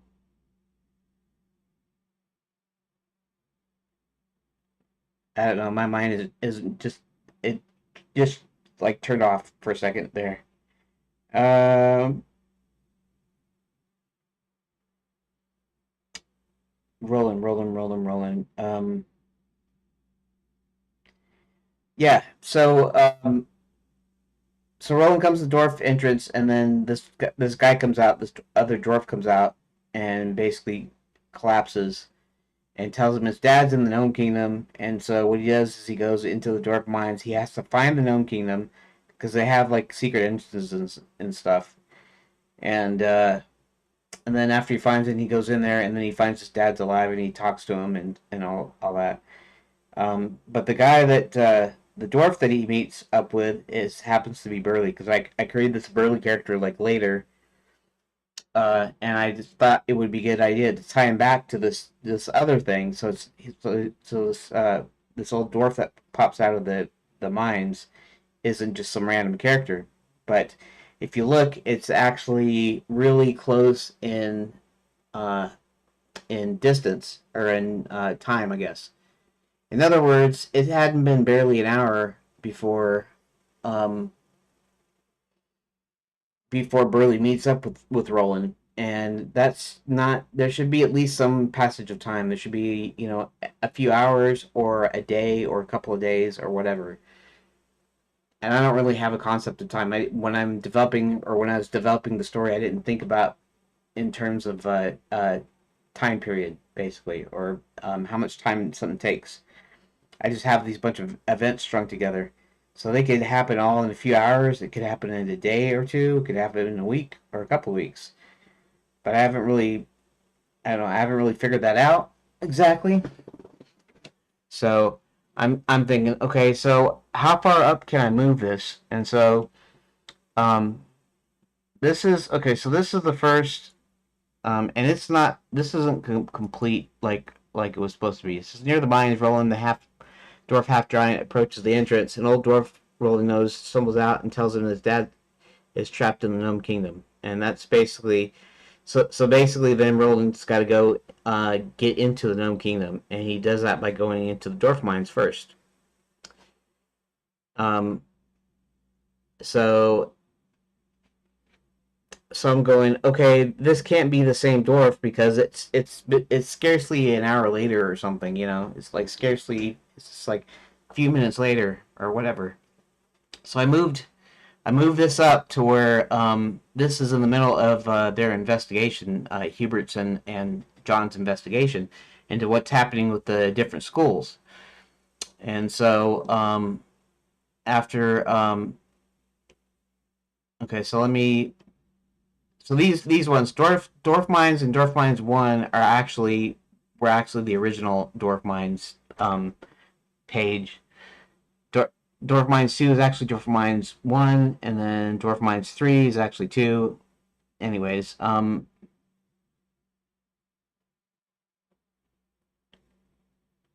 he goes in the Gnome Kingdom. Okay, and so he goes into Fairy God College here, and so then Roland goes in the Gnome Kingdom here at this point, right? And then John and Hubert rendezvous at Scarborough Fair Chicken, and then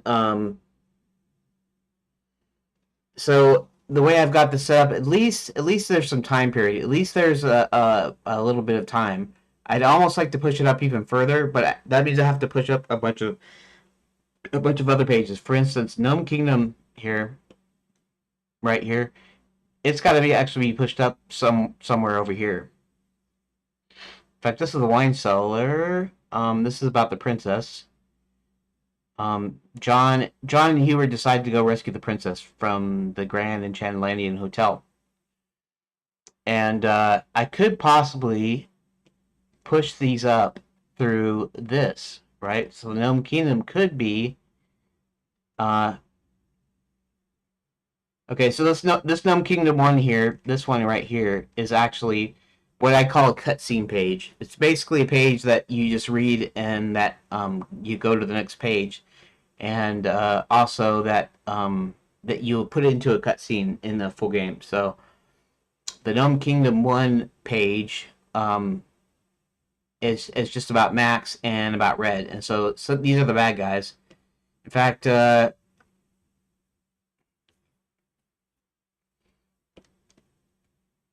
what's kind of interesting here is I was going to have you play the villains, and not that the villains were going to win or anything. Like it wasn't good.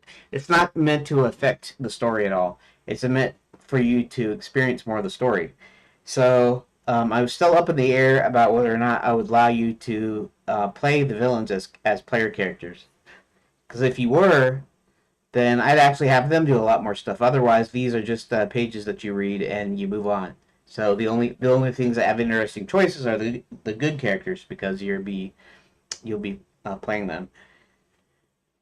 I still don't know if I want to allow you to play the villains. Okay, first of all, I don't want you to think that you have a choice. In other words, you're playing the villain and you can see the villain win. That's not what's going to happen here. What's all that's happening is that you read it or you play it when you play it to experience more of the story.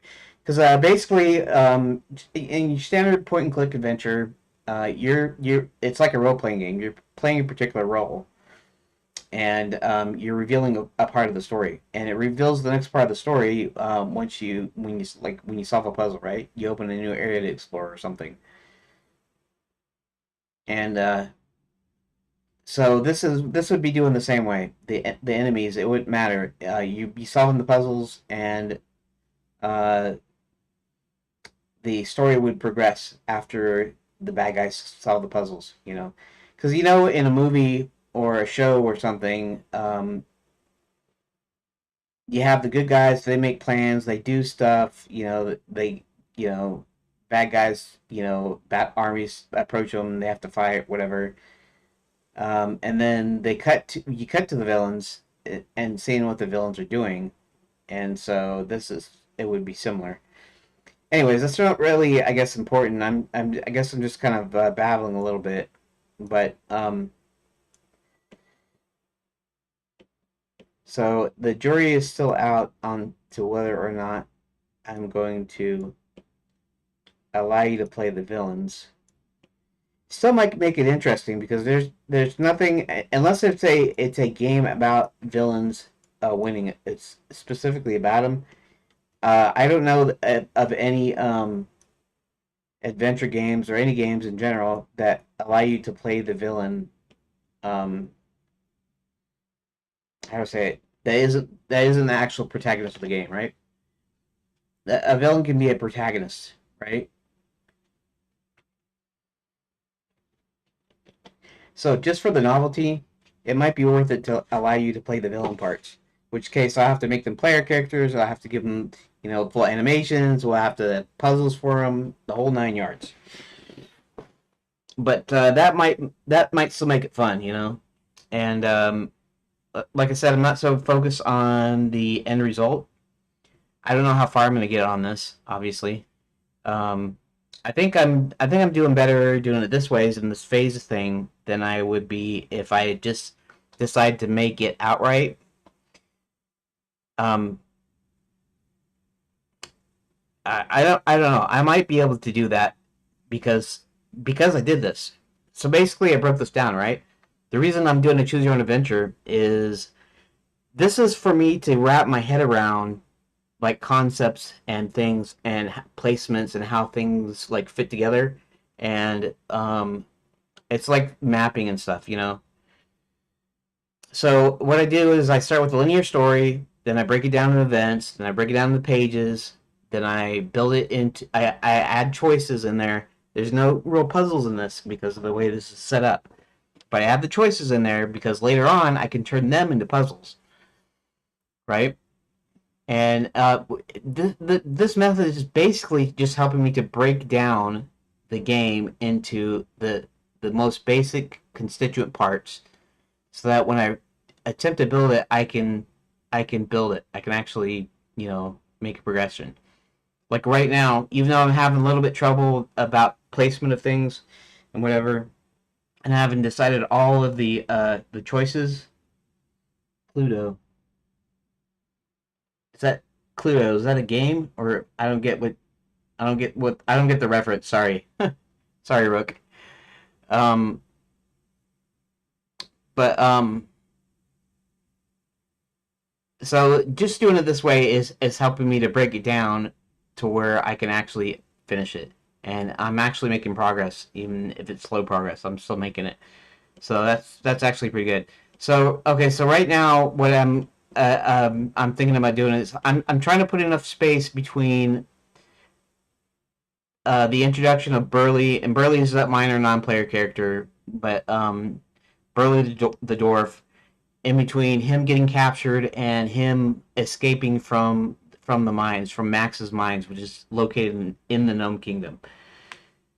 So that's why I had to move these up here, but even this is maybe not far enough. I almost need to do it almost to the point of where I don't know. There's got to be several major events. Maybe I need to push it even further. Now the big main, like I don't know, the kind of the big midpoint is when they rescue the princess here. Let's see if I can. Let's go to the order text and the hotel room, and right here. So 44 is the midpoint. Oh, I hate when it does that. Is there anything? I'm not doing anything weird here. Okay. Oh, so I'm using the stupid middle mouse button. Anyways, okay, so right here. So these are the original order of the pages. There's 93 pages, and so 44 is like right about almost in the middle, and this is where um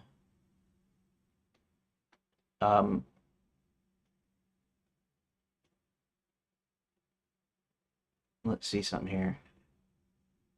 This is where they rescue the princess, and that's the middle of the story. And then over here, Scarborough Fair Chicken 1, I think, is where we meet the Count. So the Count's an old friend of Hubert's. Okay, and this is 33. That means it's we're about a third in, right? So a third in, we're introducing a character. Roland is introduced. Right now, Roland is introduced. Right. Where is it? Scarborough Fair. No. Roland is introduced right here at Blizzard U Library. So right. Well, that's. Wait a second. That's still the same Blizzard U Library. I thought I moved that.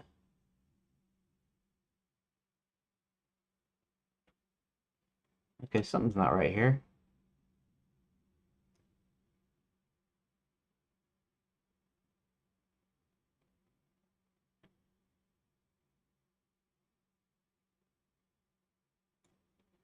Why is that Blizzard U Library? Huh.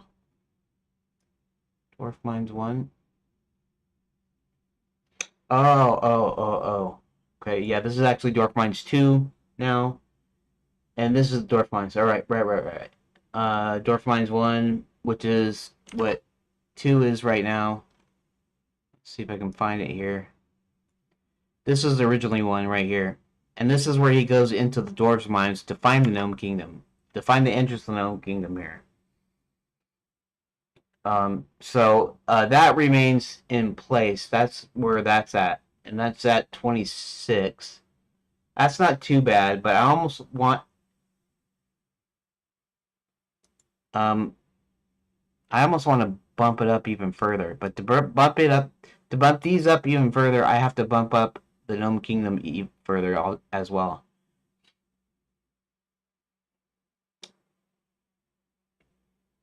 I could make these. Okay. Should they maybe they should rendezvous.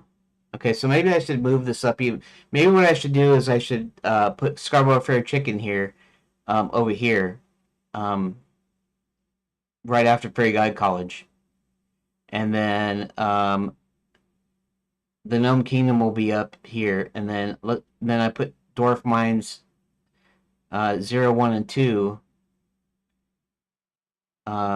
right before the Gnome Kingdom. I could do it that way. That pushes up even. It gives it inches it that much more.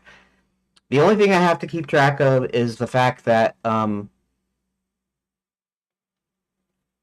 it has to be before Scarborough Fair Chicken 2 because that's where Roland meets Hubert. He's supposed to go in and contact Hubert. His dad tells him to do that.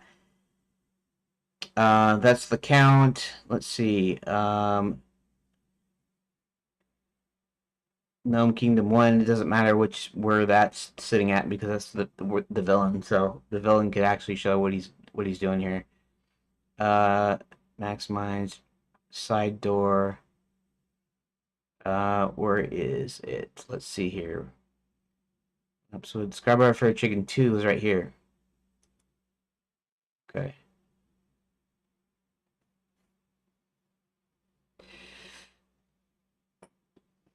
Huh. Scarborough Fair Chicken 2.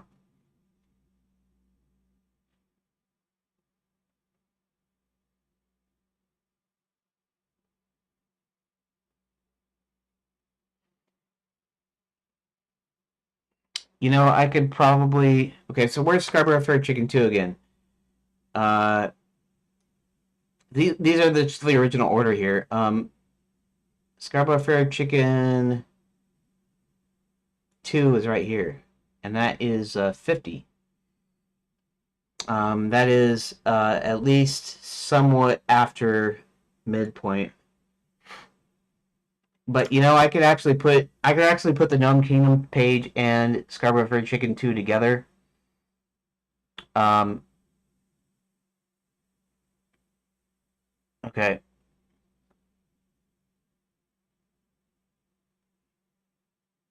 I could actually do it that way, couldn't I? Yes, I could.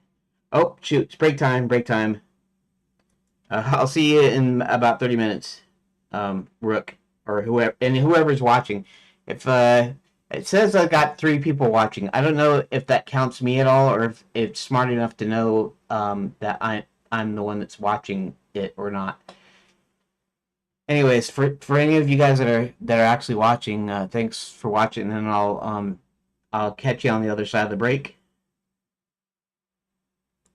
On break, right there.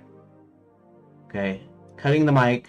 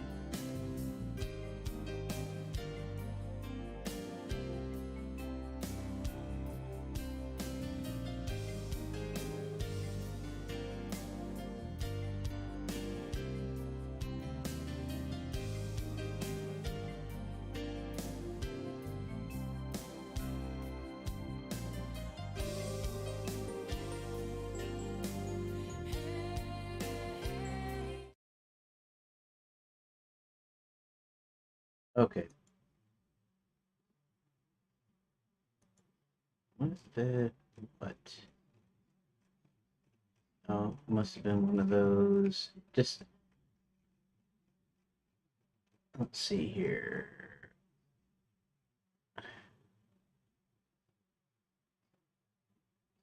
What did somebody?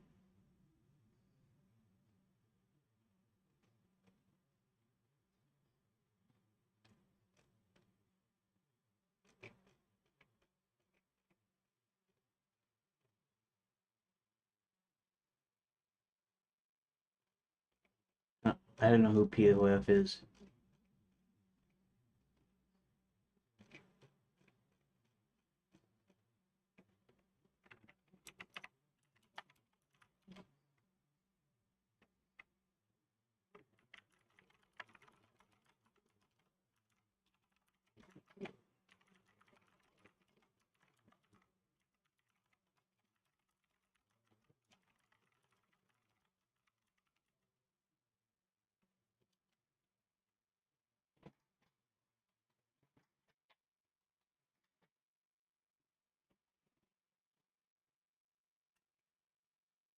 Okay, okay.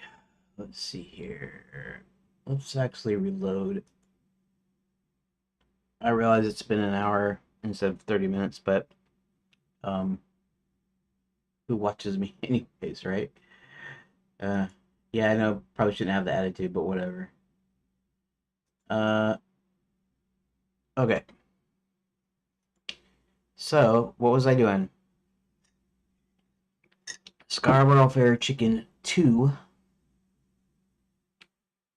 I can move the Gnome Kingdom uh page up here. The first, let's see where, let me see if I can find it here. And then he could come back, and that's probably okay. That's Gnome Kingdom 1. That's the villain thing, which I may or may not allow you to. But as far as, let's see if I can go here. Gnome Kingdom. Okay. Well, the first thing I want to do then is I want to take this.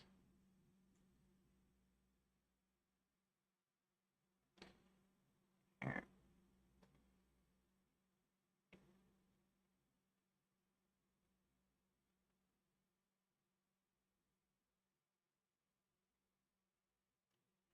Hmm. Fairy God College. I don't know if you wish to go to the Gnome Kingdom. I wish to, I could say continue that, and then I could go Scarborough for chicken. Okay. Let's go to Gnome Kingdom. Doors. Copy. Go here. Let's go to doors. Paste. And let's do something here. Let's make this, we'll make this 2, and we'll leave this as 1. And that way, that's okay. So now as it'll have 2,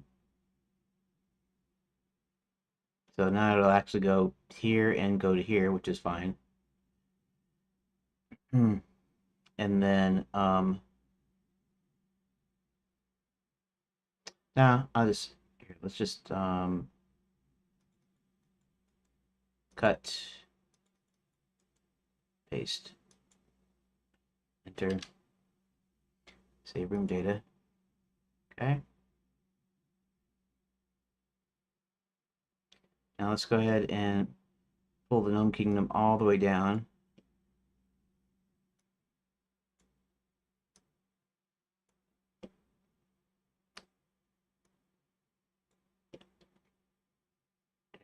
Zoom out here a little bit.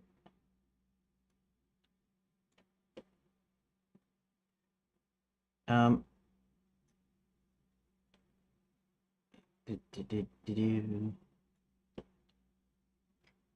Script. Okay.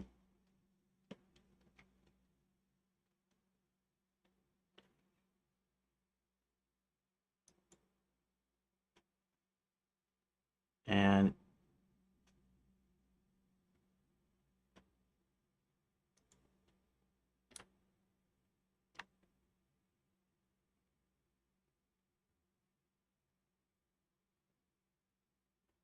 we're actually going to say Scarborough Fair Chicken 2. Sure. Save room data.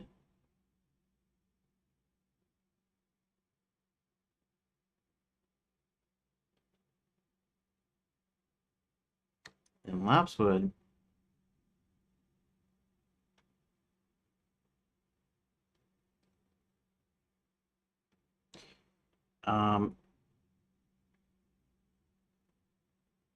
I'll say continue that, and then we're going to say to the Gnome Kingdom.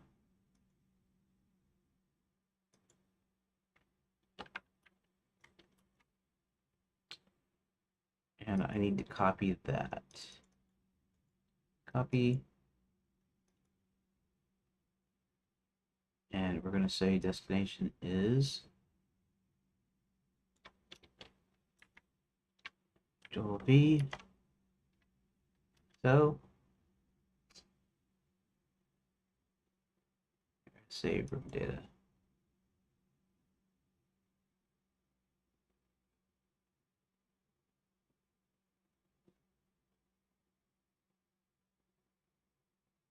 That is wrong.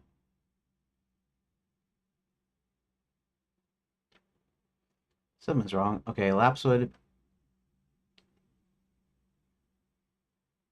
Okay, I see what I did here. It's going to itself. Okay. Copy. Cut. Okay. Paste. Okay.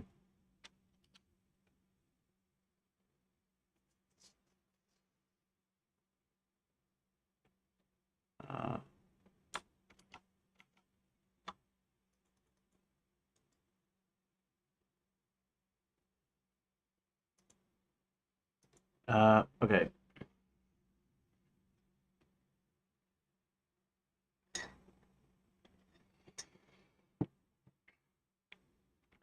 Which one am I on? Lapswood?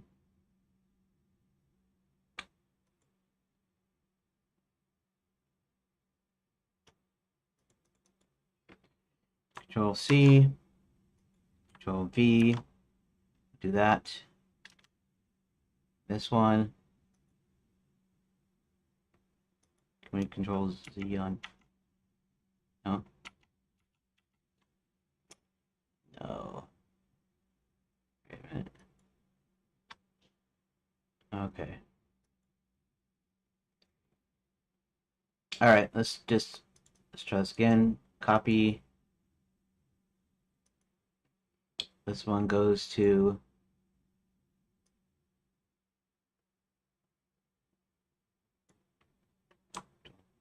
the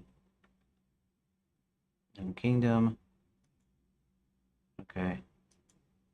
This one. Cut. Paste. There we go.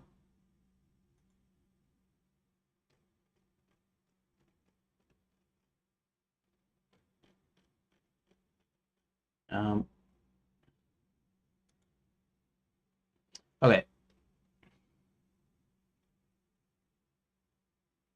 Save room data. There we go. That's what I'm talking about.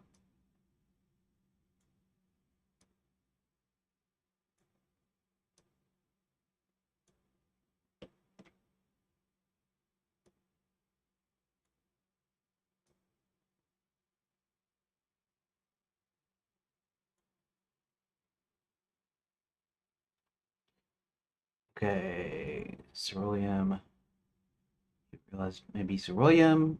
Nobody remembers what they're doing. Gnome Kingdom.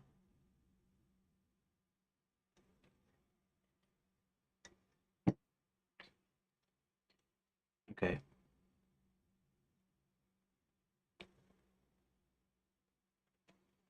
Now that's good. Now,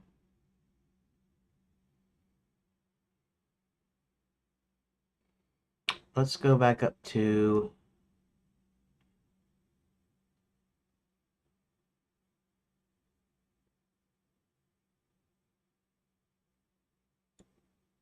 let's see, it's probably in here. Very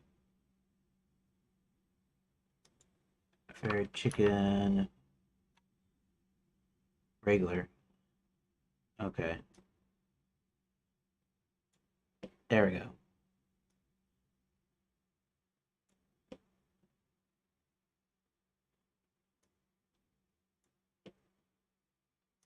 Chicken lanyon. Chicken one.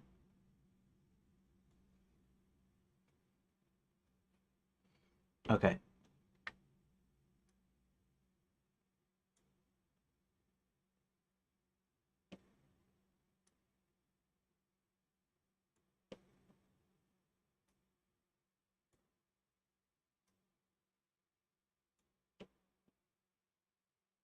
Okay.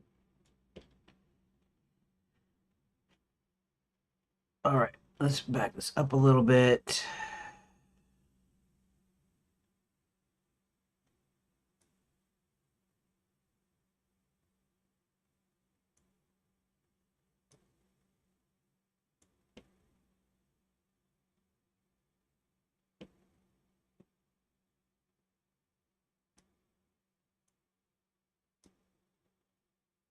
And I'm going to save it here in a second. Okay. Anyways.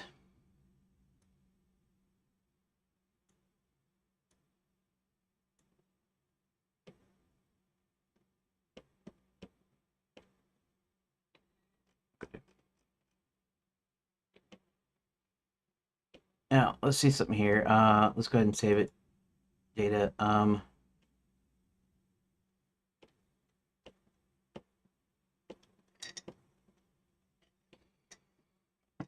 Dwarf mines.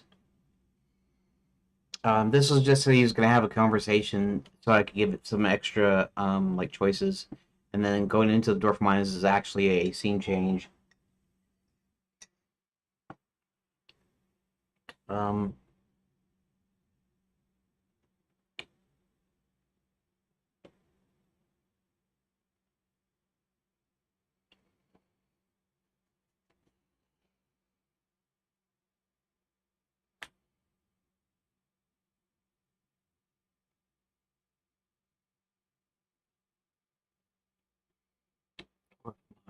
dwarf mines, dwarf mines,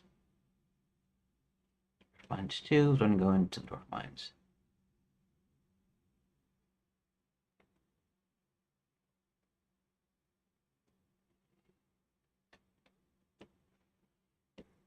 Let's go to Gnome Kingdom, not Gnome Kingdom 1, Gnome Kingdom 0, or Gnome Kingdom nothing.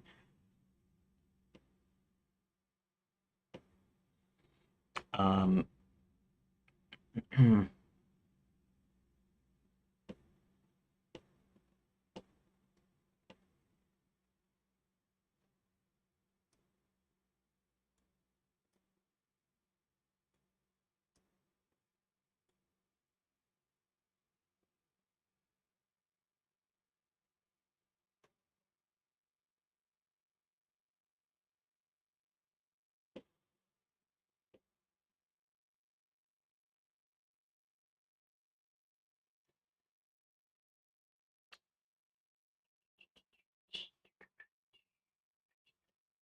Lapswood, Lapswood, Grand Enchanted Landian.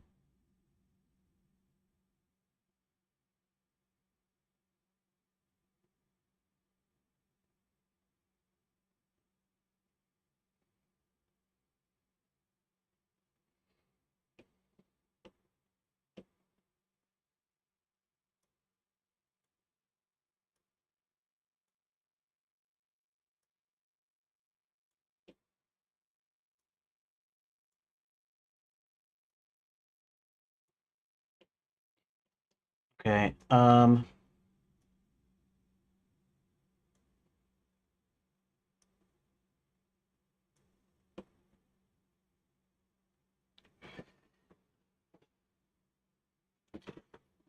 These two have to be together.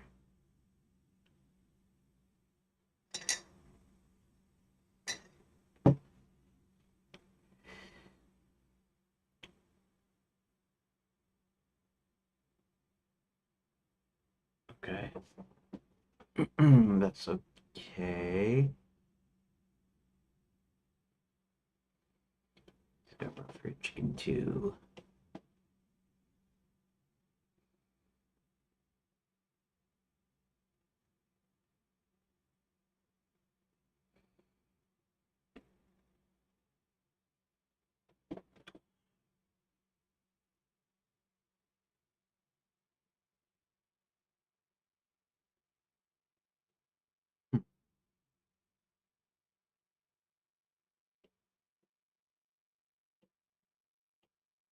I guess I can leave these like this. The only thing to do then is, should I move?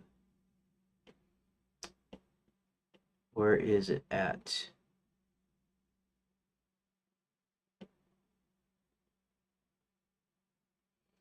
Should I move the dwarf mine?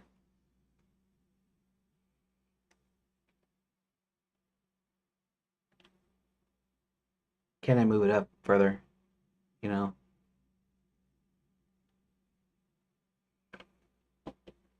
Very god collar, describer for chicken.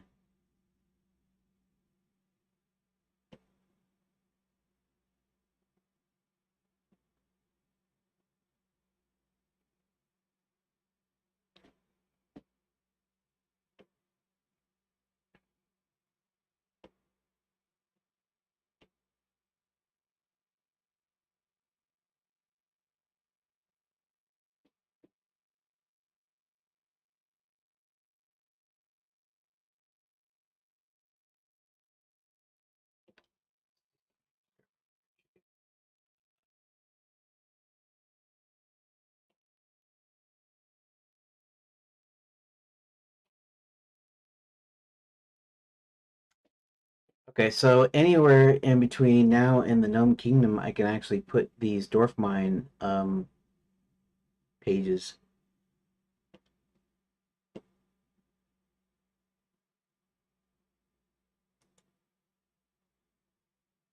Where are we at? 24? That's about midway. So we're still about midway.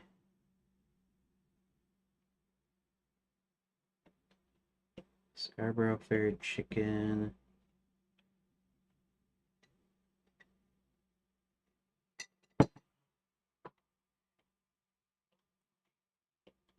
Fair Chicken 1.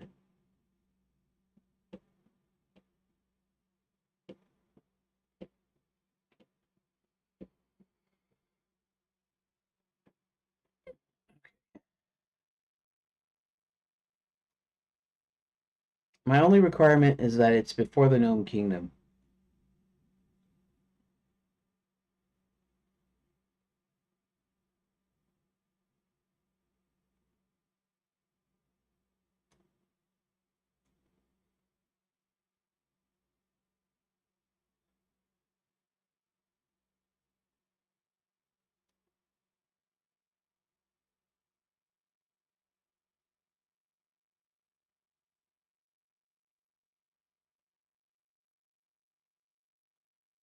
How about, I want to stick it right in here. That way it pushes it up even further. And that way, I don't know how unbalanced this is though, but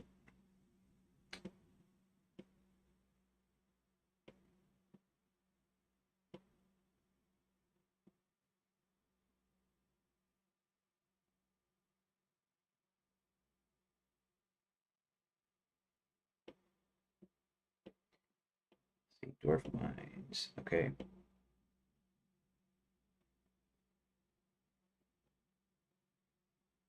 And the reason this works, even though they're the same location, um, is because this is actually going to encompass a conversation here.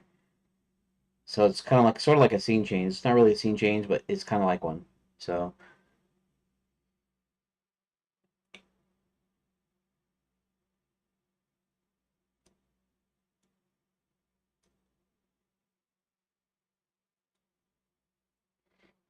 okay. So this is what I'm going to do. I'm just going to go ahead and delete this door, or let's cut it. Let's Control X, show that, and then here, let's go over here. Let's go to yeah, and let's Control V, enter.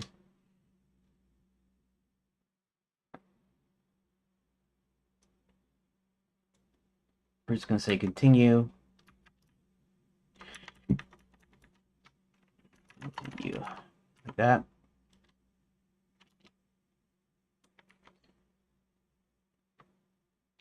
Save room data. Okay, that's fine.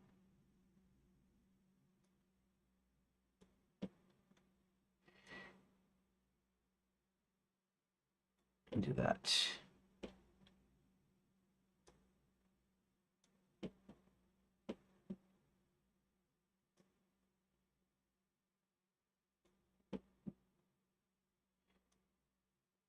Mm.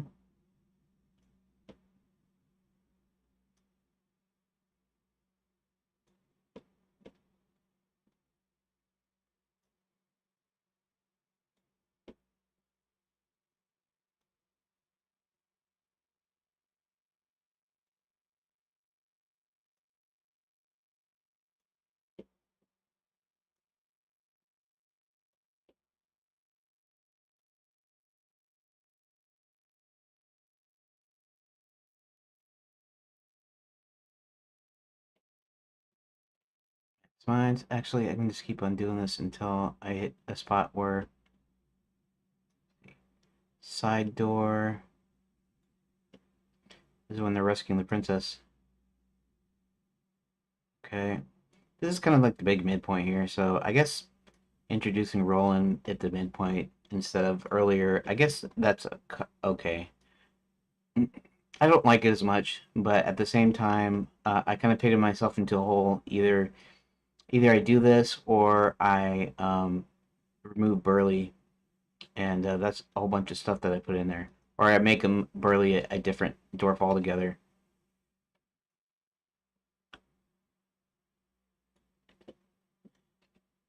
So edge two. Okay, this is where I was gonna put it, isn't it? Okay, so let's put this back down and put this one back down. So this is where I was thinking of inserting those.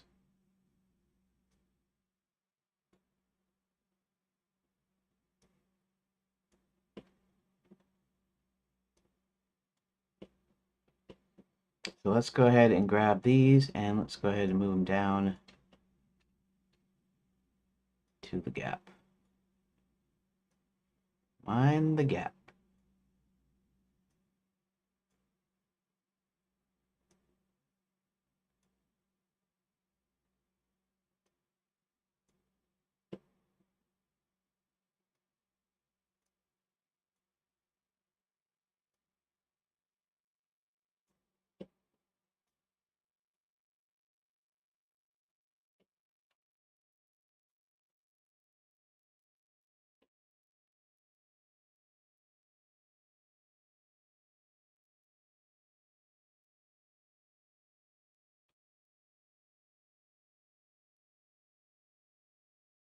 Okay, almost there. Almost there.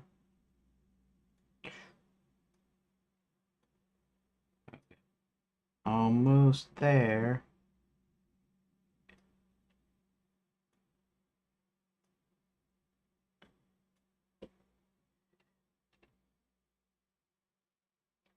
Random villages. And there we go. There's the gap. Whoa, whoa, whoa, whoa.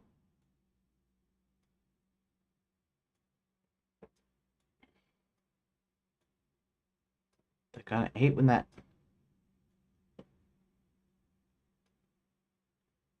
And right in there. Oop.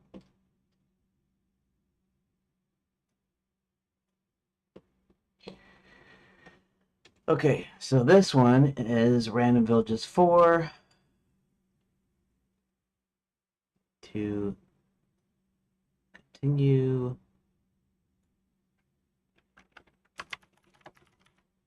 That, and we'll say dwarf mines. So let's go ahead and to dwarf mines. Let's copy that. Copy. Actually, let's do this differently too. Let's go to this guy. Let's go to doors. Let's go ahead and copy. And then here, we're going to paste it. So, okay. And then we're going to copy the name, copy. Then we're going to go to villages. We're going to edit.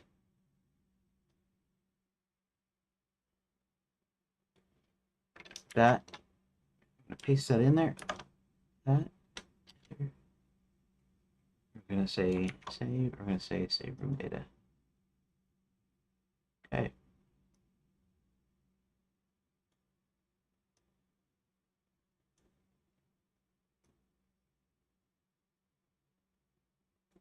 Okay.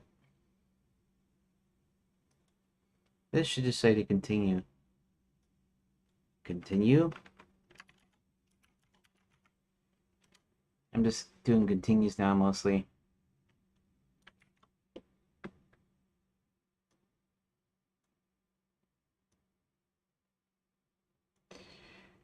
All right, hopefully this is okay. I mean, I can see it from here, and maybe if I go through it, like, see how many pages there are.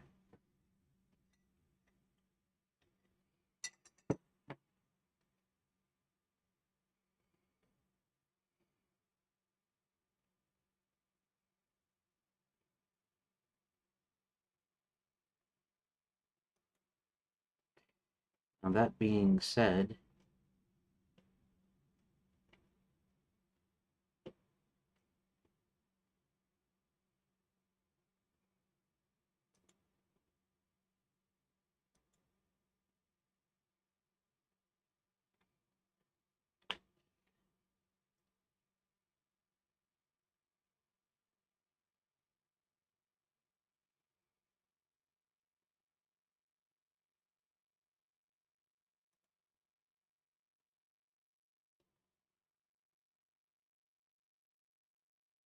um, yeah, I have to change that a little bit.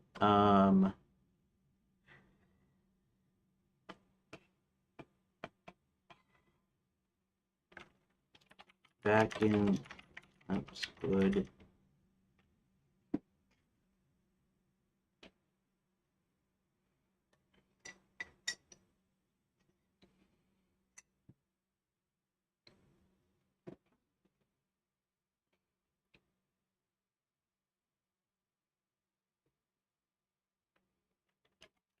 Again, let's do that. John 8. Next. Okay, we'll just do it like that, something like that. Save room data. Okay.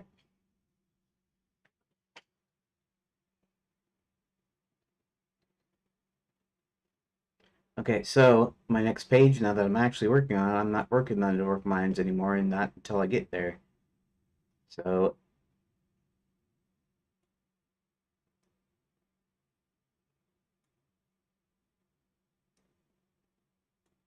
and then the first thing we're going to do is we're going to follow John to night school.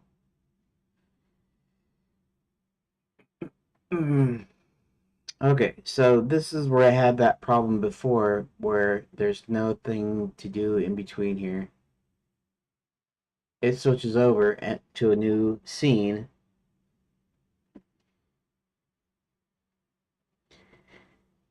I wonder if I should like exposition. I don't know if that's a good thing or not, but whenever I have these things where they're not doing anything, where they're just talking, maybe that's where I should insert a conversation. That's what I was gonna do with the dwarf mines. Let's see. Oh yeah, that's what I was gonna do with Burley and Roland meeting. I was gonna give him a conversation before he actually goes into the dwarf mines. So maybe I should do that here. I'm not sure how bad or good that is, honestly, until you read it. And to be able to do that, I'll have to read it through in its entirety. Probably gonna probably gonna put this up on itch.io or something. Um, Figure out how to package it or find a way of exporting this to the web, maybe. I think.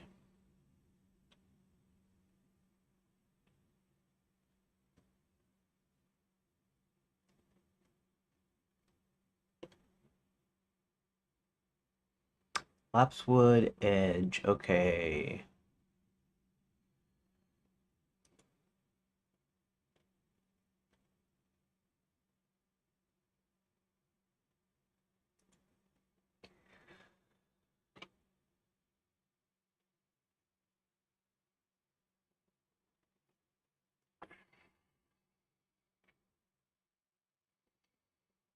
Mm, mm, mm, mm, mm, mm. Oh, hey, Rook. Uh, okay.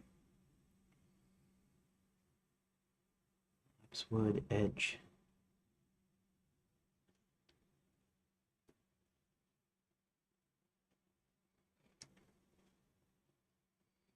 This is gonna be like an information conversation here.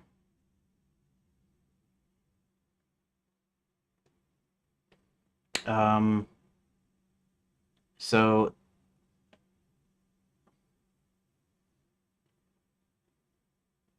let me figure this out here.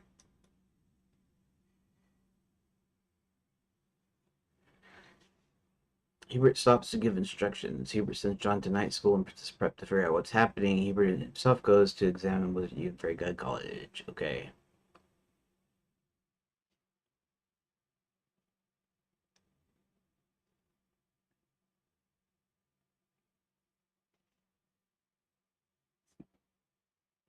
Mm, mm, mm, mm.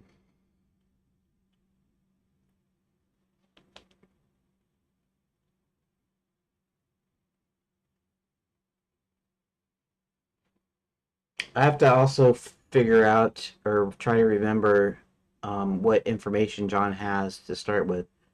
I don't think he has that much information, so I'm gonna go. Let me. I guess I'm gonna go back here. This is Zanzibar's thing. Oh, you know what? Shoot. I'm already having you make choices. This is choices that Zanzibar goes through. So I guess even though I haven't really fully made up my mind about even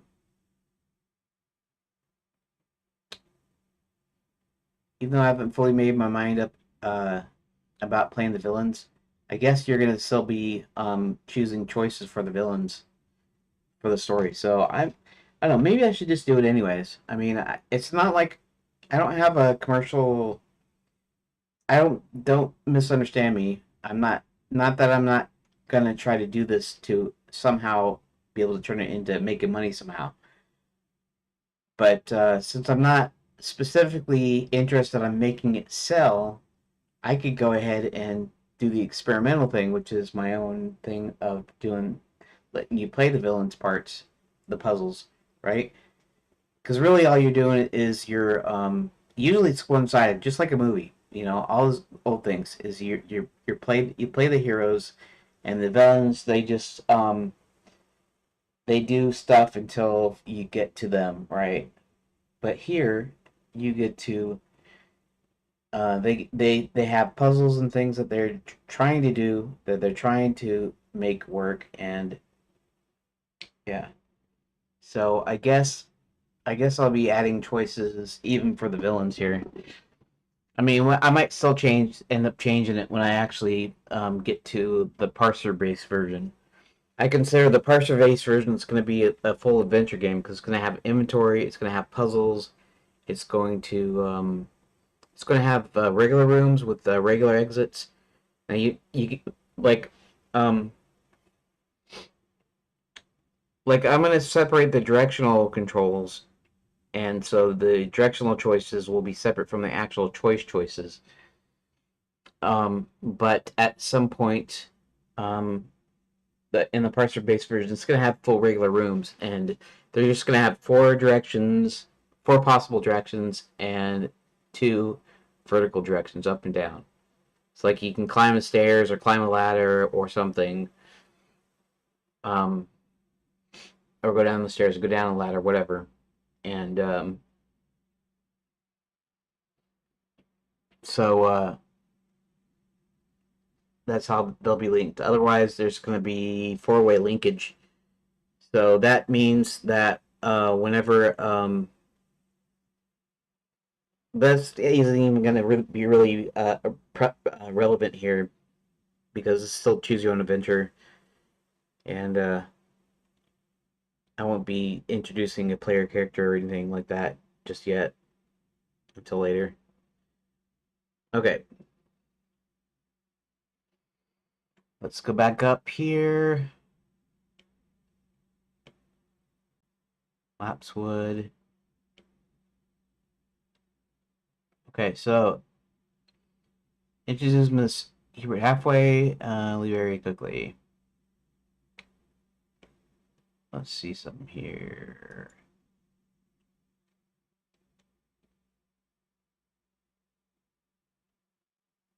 Task Hubert where you are, hit 1. Task Hubert where he is, hit 2 if you're wondering why John's here.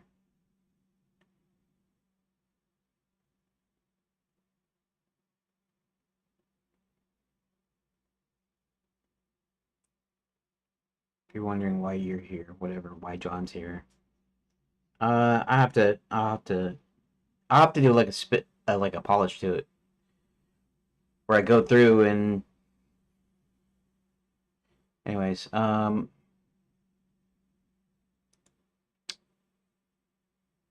Hubert proceeds to tell him that Enchanted Lands is a real magic kingdom turned tourist resort has fallen on hard times. Okay, and then what's the next one?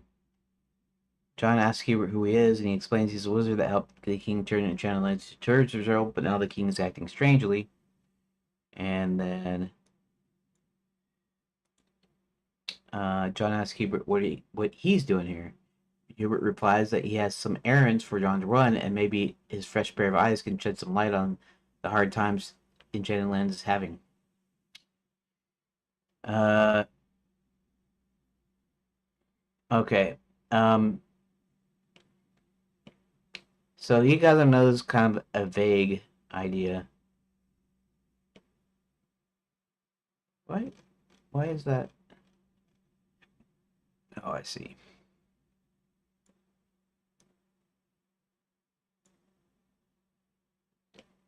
Okay.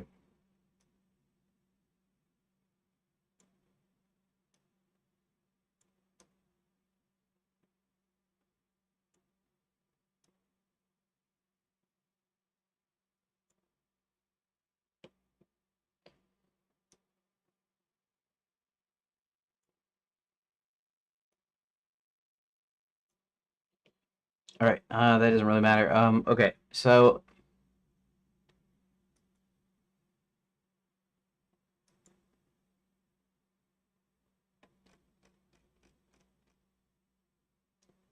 okay. So now, I guess we're gonna get a little bit more of the story here, or at least John is. You, as a player, reader, whatever, might already know more of the story here. might know this part, this bit of the story, but okay.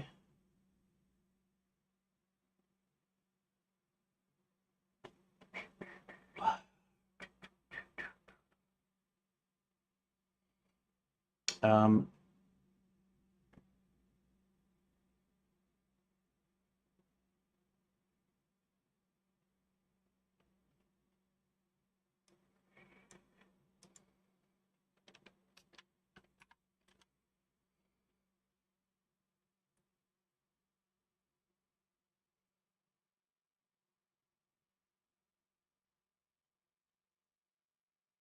Now, okay, John doesn't really know that much about Enchanted Lands other than what he told him that it's a tourist resort. So maybe should I come up with three things for him to ask? I mean, I might do that as far as a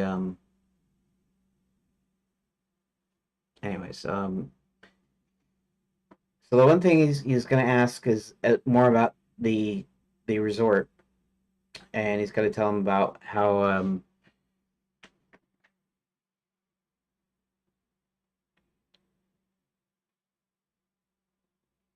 he hasn't told him anything about the schools. I'm trying to think of a way of making this actually choice driven.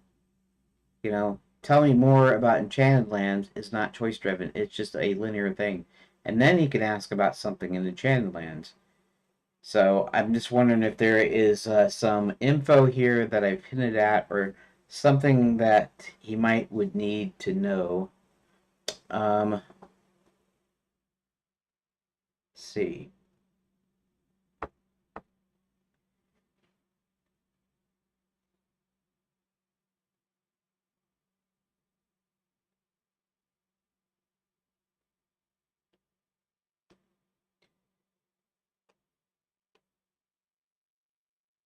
Well, maybe he just tells him automatically where he's going, and then he's going to go, whoa, whoa, wait a minute. Uh, I need some questions answered. So one of the questions could be, uh, you say this is a tourist resort. What do you mean by that? And then he'll tell him. And then here he hears about the schools, and then maybe okay. So one is just more in general about the tourist resort. The second thing would be about these schools. Okay, maybe that's only two that I need though.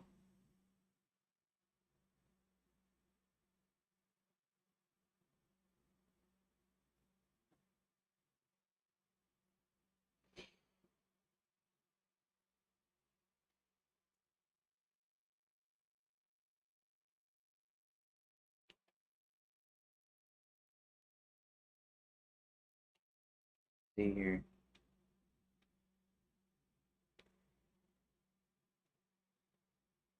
Yeah, I could just do the two things where you ask the one and it does the other, and then you ask the other and it does the one, and they'll be kind of semi duplicates, right? And so that way you get a more first a general idea, and then you also get about the schools, and it just means though that there's less choices. There's two choices, and depending on which one you pick, then you hear the other that's not a choice. But then he could say, well, tell me about this, and tell me about this one, and tell me about this one, tell me about this one.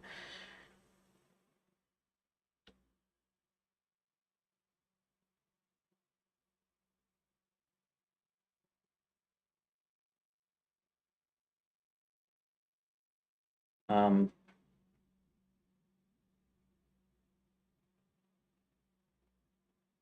I mean, okay, so three. Well, I can do the thing like I did with the three. I can do it with four, which just means more choices, but it means like more pages. So it'll be like this huge branching thing.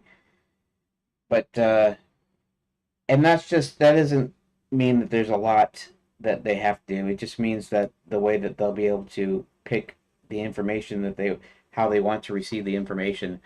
So so I had the three things here, and then each of the three had the two others, one and two, one and two, one and two, and then the only one that was left would be the opposite one. So they each had they each had their own one, which is the opposite choice.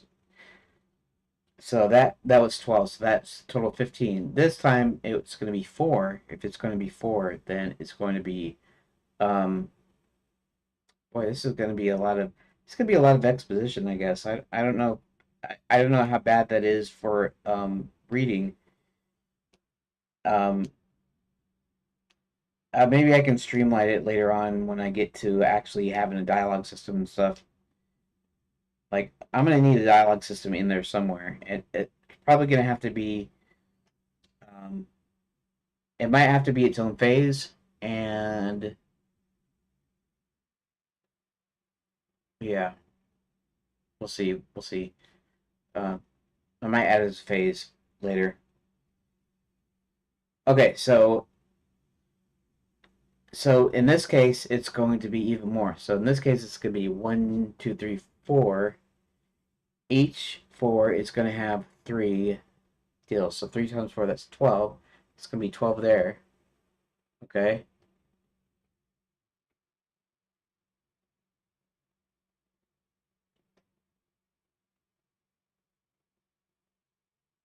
Interesting.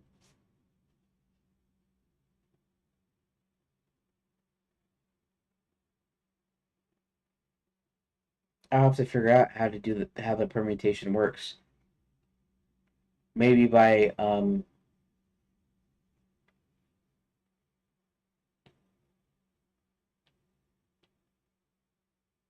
not sure. 4 might be too many. Because you're gonna have like bing, bing, bing, bing, and then you're gonna have bing, bing, bing, and then 3 is going to it's gonna degenerate into like okay, so we're disregarding the 3, the initial 3. You have 12, okay, but you're gonna have 4 here, and each 4 are each gonna have 3 choices after that. So each of those are gonna have 12 from that.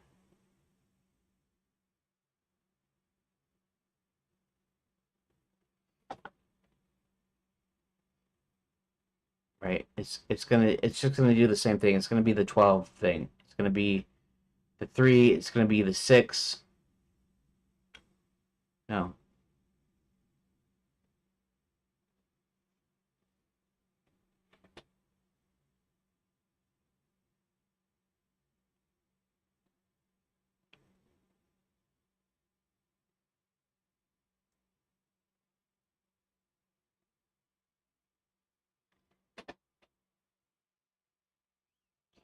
this is how many pages. It's like gonna have like multiple combinations of everything. It just becomes exponential. In fact, let's maybe you should ask Grok here. I'll ask Grok.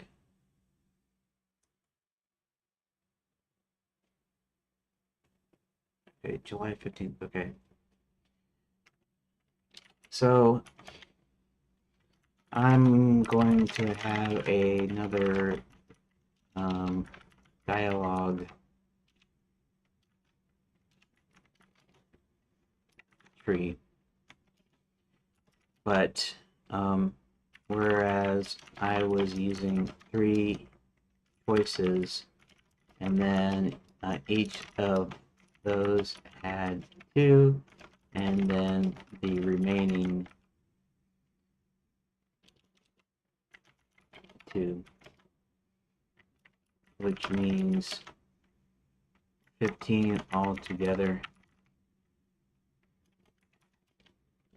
This might have 4. So how many possible pages would I need for that?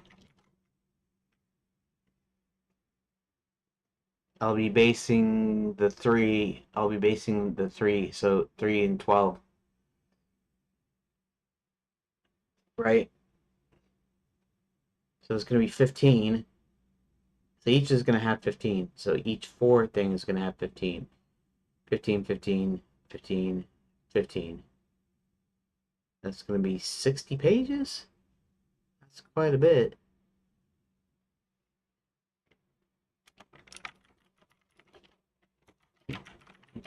Right?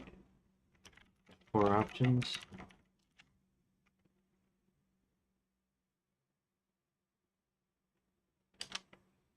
Might not want to do 60 pages because that seems like a lot more.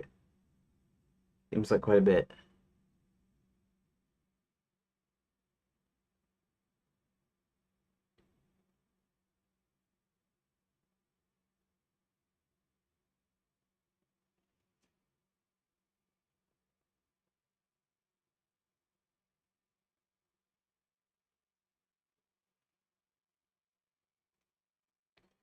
Three initial choices at root. Each of these branches into 2 choices. The secondary choices branches into 2 more choices. Page, 3 choices, 3 pages. 3 choices leads to 2 choices at 6 pages. Each of 6 choices leads. No.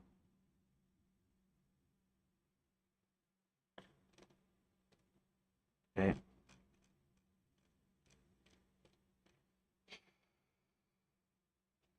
Now,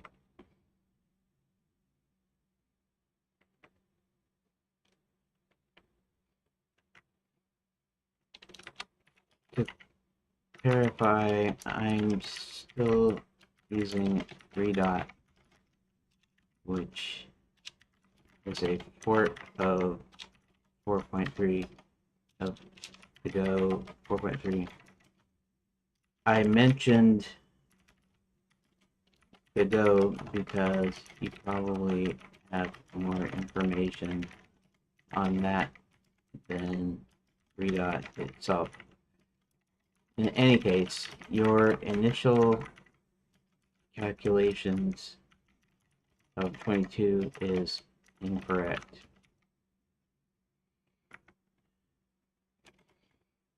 It's a total of 15. 3 root. Each root has 2 choices, which are the remaining options of the initial 3. Then there's no more actual choices. It just happens to be whatever the remaining page is. So you have 3 root, 2 choices each, which is 6. Then each of the 6 has 1 left, which makes it also 6. So 3 plus 6 plus 6 equals 15.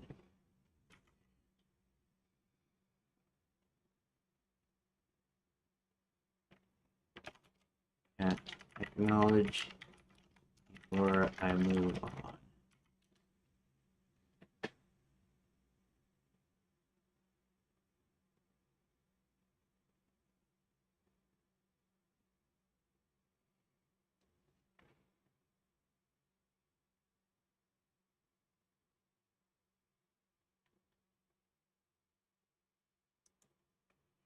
Okay. So if I want to add a 4th root choice, I'm thinking since it seems to grow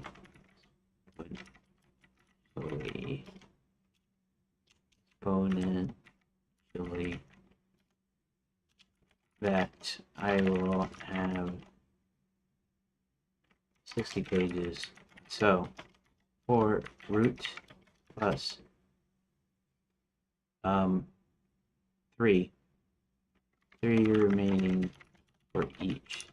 That's 12 choices total.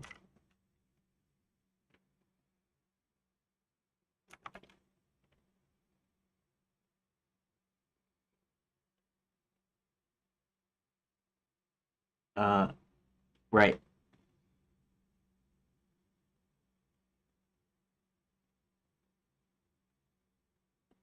Well, that's, see, that I might be wrong, see.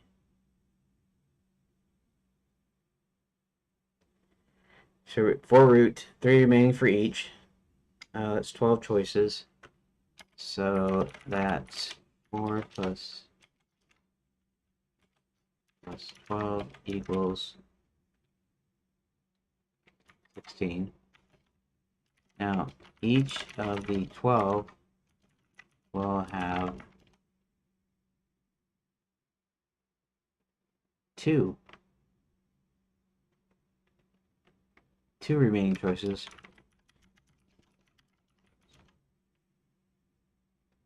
That's 24 plus 16 equals 40.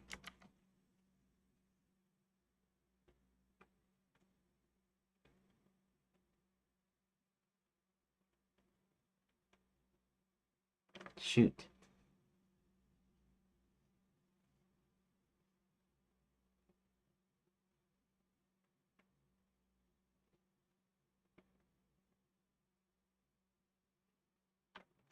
With 1 remaining choice each would be another 40. So maybe 80 pages? Is that correct? I don't even know if that's correct.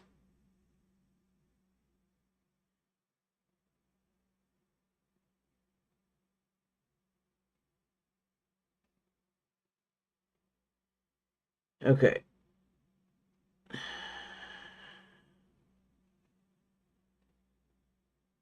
Let's carefully calculate.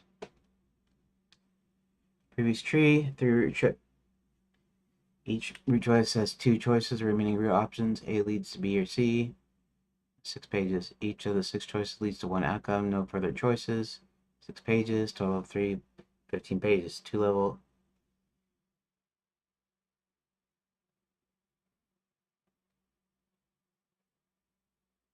Each root choice offering the root. Okay.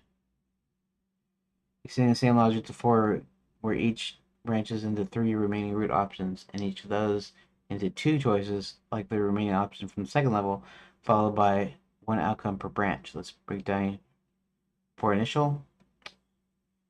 Remaining root. 4 root choices times 3 branches equals 12 pages. There. Okay, level 3. So say that each of the 12 choices branches into 2 remaining choices. This suggests that each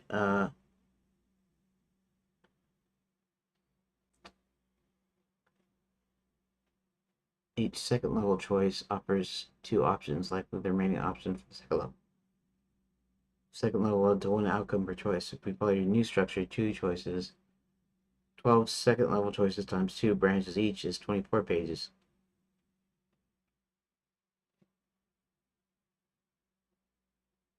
Strain, let's assume. Level 4, you state each of the choices 24 times 1 is 24 pages. Your calculation error. You wrote each of the 12 allow 2 remaining choices. That's 24 plus 16 plus 40. 24 third level choices. 12 times 2, not 40.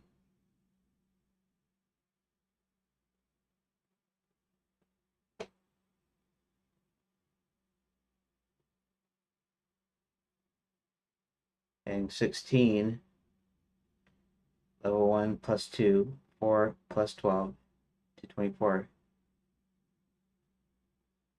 gives 40. But the outcomes are 24, not 40, as each third level choice has 1 outcome. So another 40 likely doubles the 24 outcomes incorrectly. 4 pages root, 12 pages, 24 pages, 24 pages, 64 pages. Okay.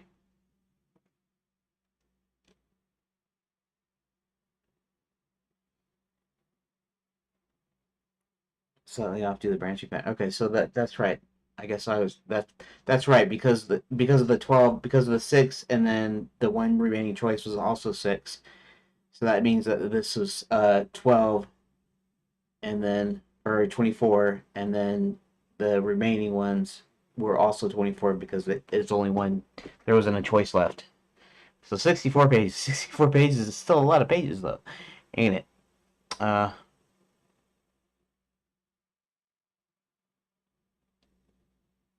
yeah,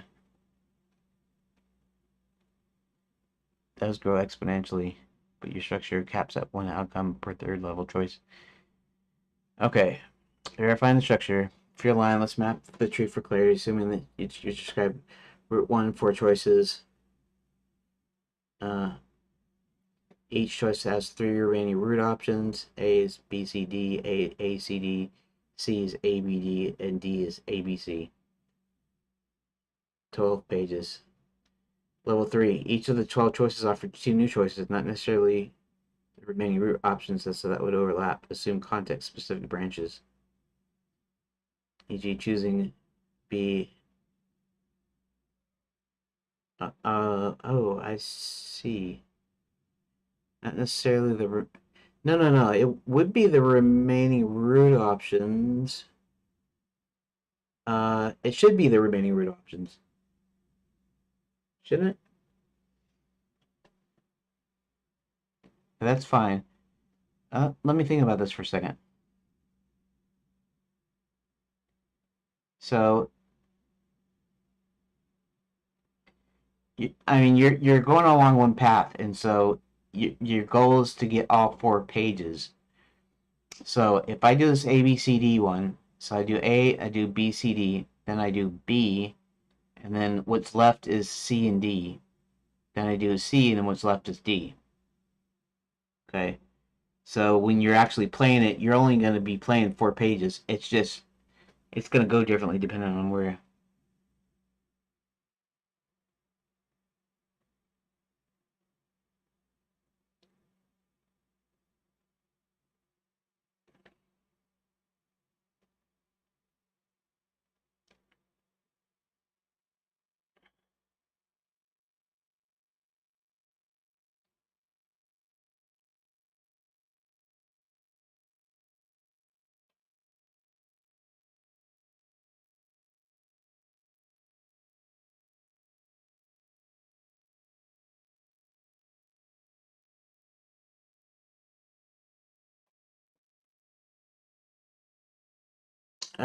Yeah, but that isn't all of the.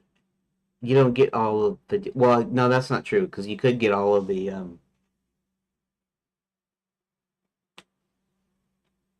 Hmm. I mean, I can do. I could do the thing where you don't get any choices after each. You get the 4 initial choices, and then the rest goes. But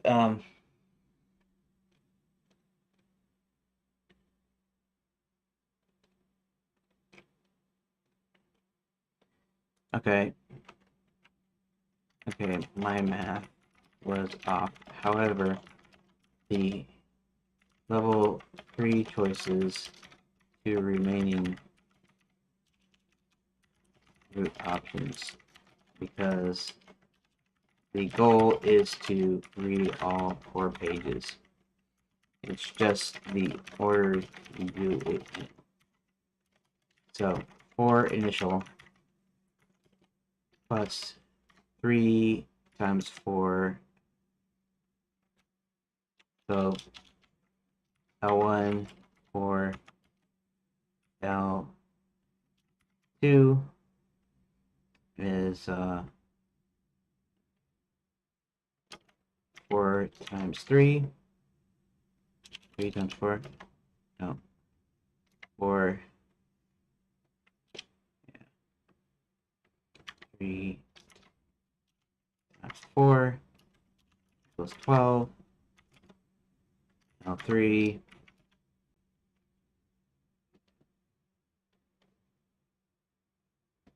Uh, 2 times 12 times 12 equals 4, and 1 times 12 also equals 24. 4 plus 12 plus 4 plus 24 equals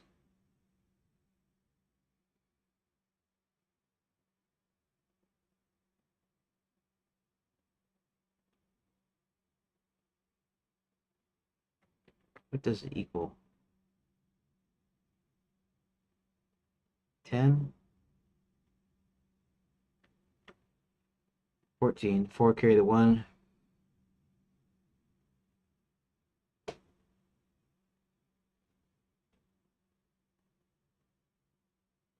Equals 64.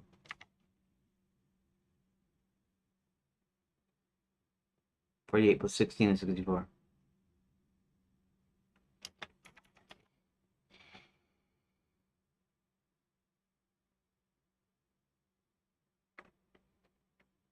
So, if I choose A, B, C, D, D, then I choose B, C, D, then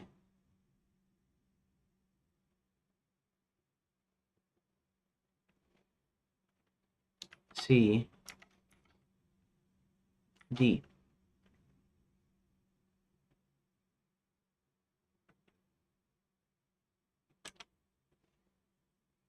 Okay.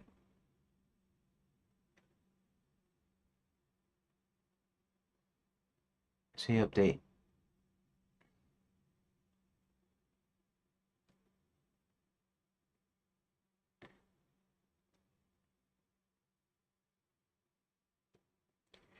For root choices, each root choice branches the 3 remaining root options, 12.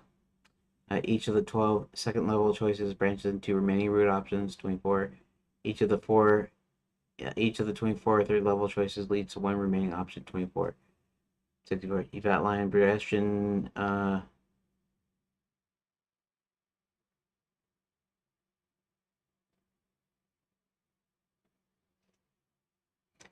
So, yeah. Of course, the thing about this is, okay.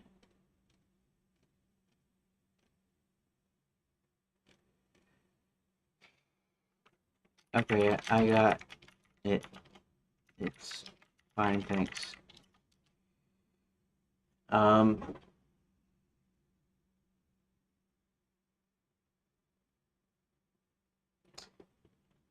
Actually, okay, so this is going to give me 64 pages I have to come up with.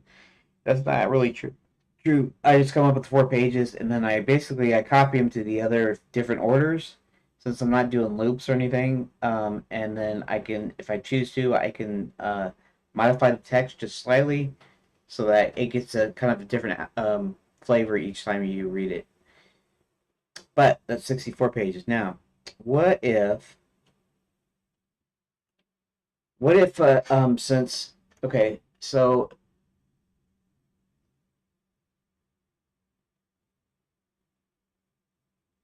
that's interesting. I could do that, but that's requires a lot of extra work, and I have to come up with more stuff to do it. I mean, that's it might be okay for you to experience it that way, because then you'd be able to choose which guy you'd like to go from. But then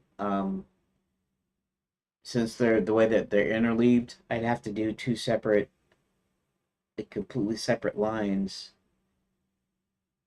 so that they'd marry each other. So like the existing way it goes, uh, where it goes to the dealie and then it switches to the other guy.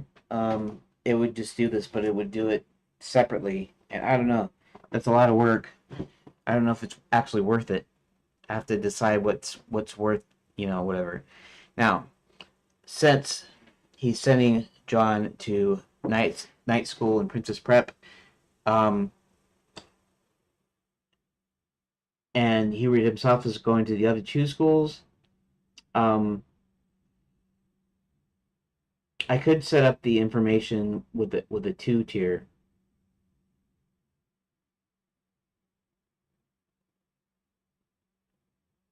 That would just not be very many choices at all, honestly. There'd be 2 choices, right? Tell me about night school and Princess Prep, and tell me about Wizardry and Fairy God College. Okay, and then it would end up being the opposite, right? So there wouldn't be any extra choices there either.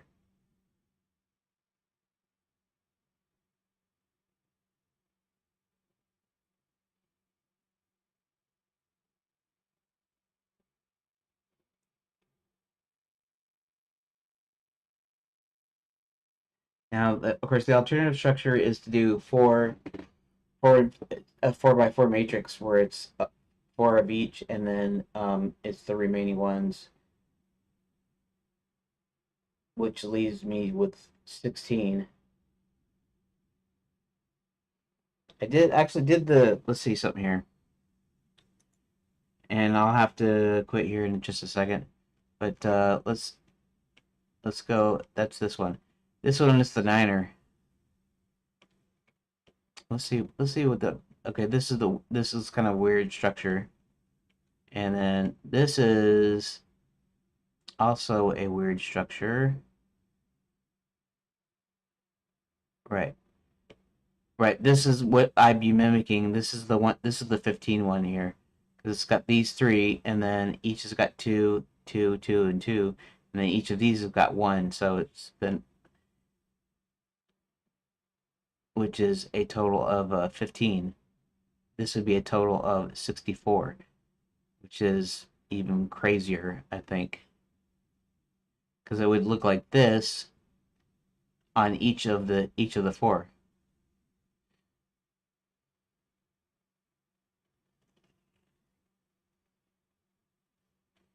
And this is just spread out, essentially. So it's not really a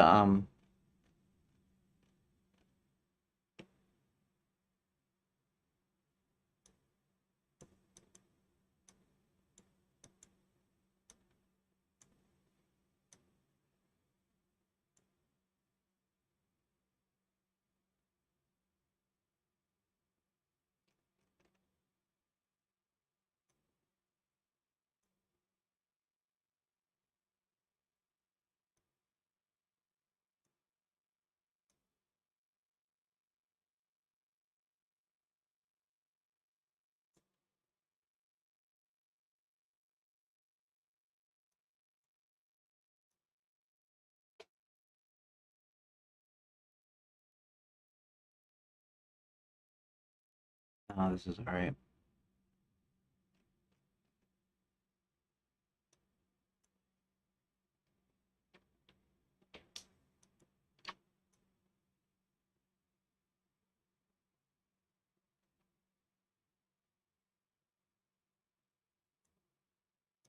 Could do it like this though.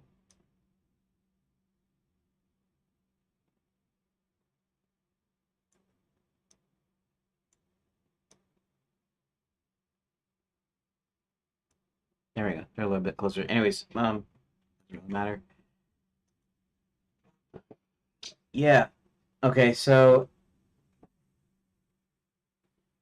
this is the 15, and the other one would be 16, but they would be in a.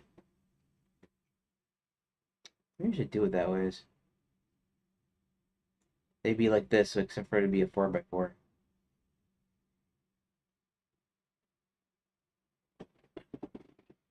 Huh.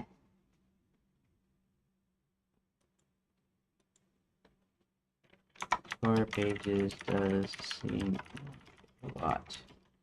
I could do the simple 4 by 4 matrix, the 4 choices, and each of them just leads to the other pages one at a time. you only get 4 initial choices, and after that it just shows the pages, the shows the other 3 pages.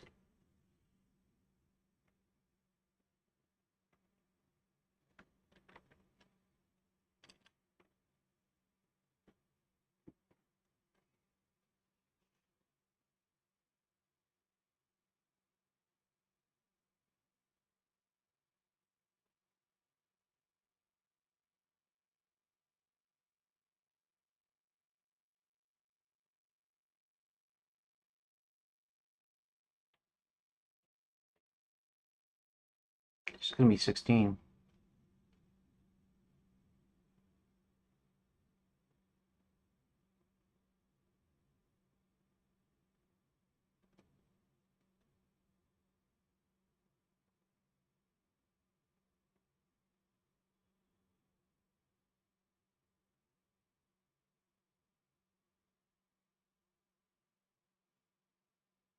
One, two, three, four. 1, 2, 3, 4. 1, 2, 3, 4.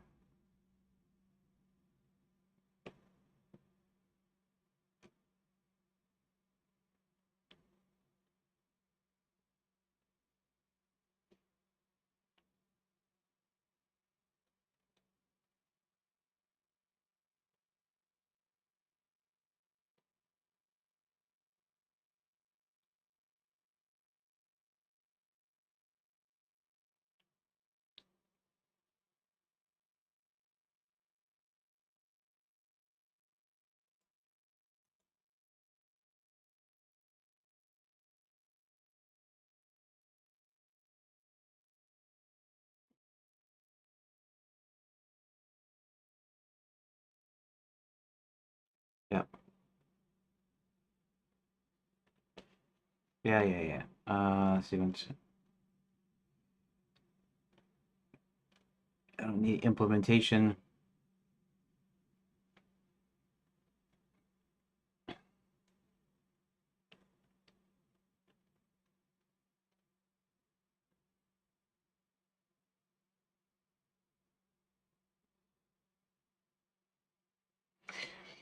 Yeah, I mean, there's a thing there, right?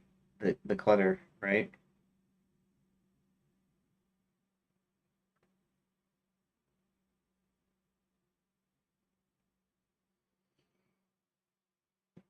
You know, it just means that you get to read all 4 pages in a different order depending on which one you pick, and that isn't too much for the game. It's just a lot for me to create, and it's not even that complex because I can, but it's just that, especially when I'm copying stuff over, so I'll copy it over to the thing in each of the things, you know. Anyways, I wonder if I should do it or not. Should I do it? Should I do 64 pages worth?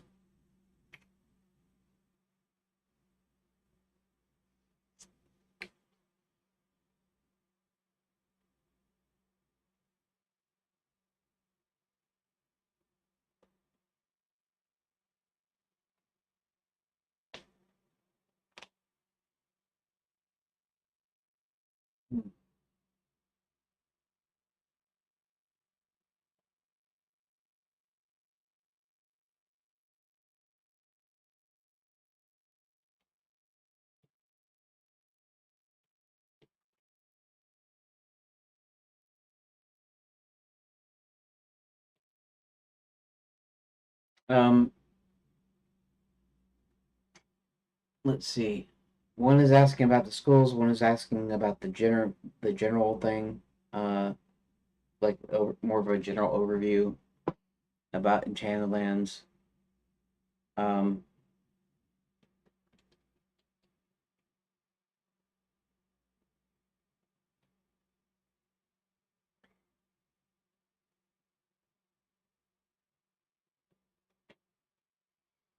One thing. Okay, so one thing I could do is I could do the general overview, and then I could have three topics. And let's see. Um, I guess you can always structure this a bit differently.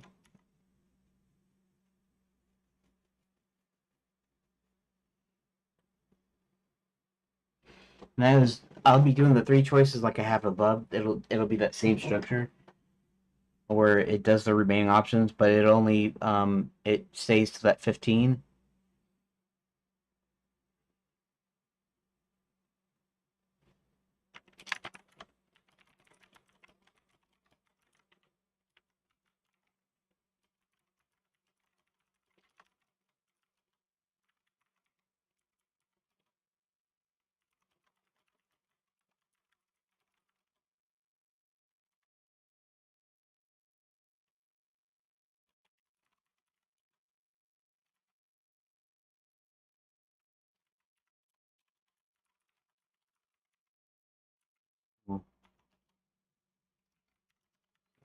Yep.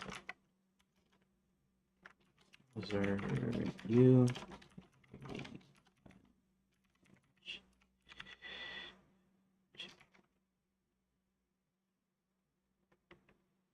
Um,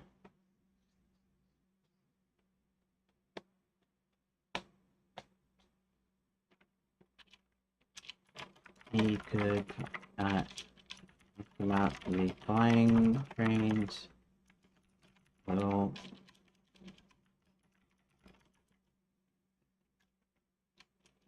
um, if Hubert gave him some general information, he could ask about the dwarf mines and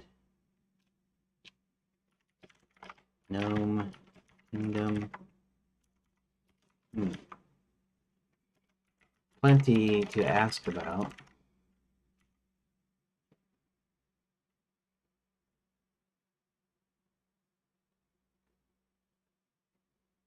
Uh, he could ask about the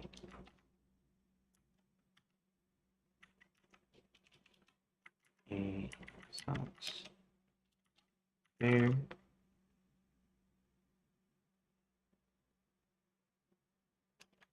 Okay, Otto gone. Um,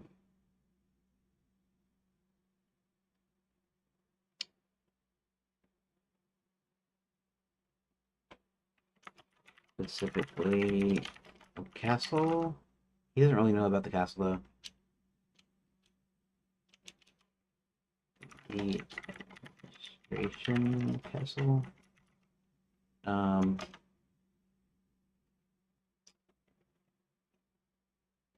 see what else.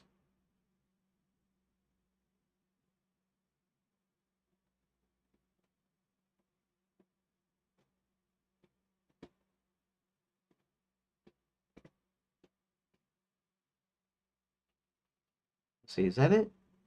It's about. He wouldn't know about the Belfry. In fact, he wouldn't volunteer that knowledge. Uh, we're just talking about the lands themselves. Um,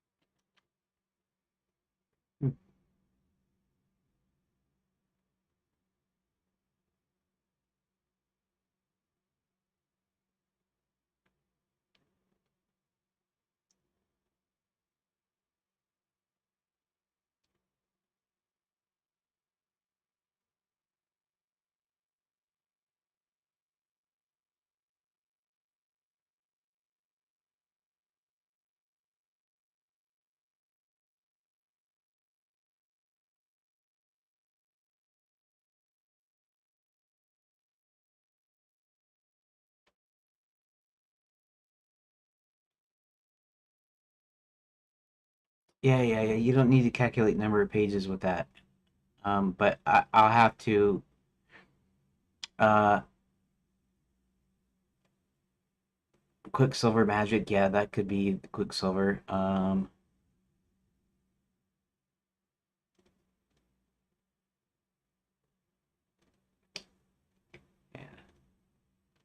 Yeah, yeah. The 15-page structure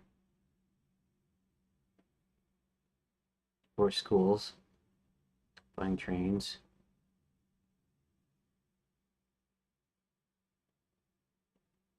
dwarf mind, and gnome kingdom.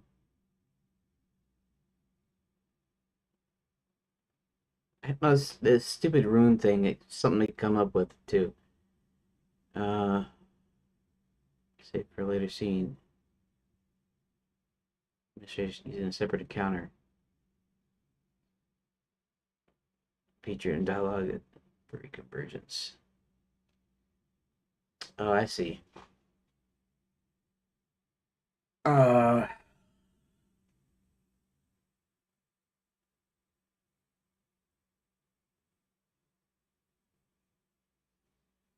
yeah. I'm not doing a dialogue system.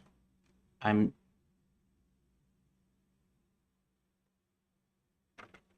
okay. I'll come up with something. Thanks. Uh, I need to call it a day. Okay.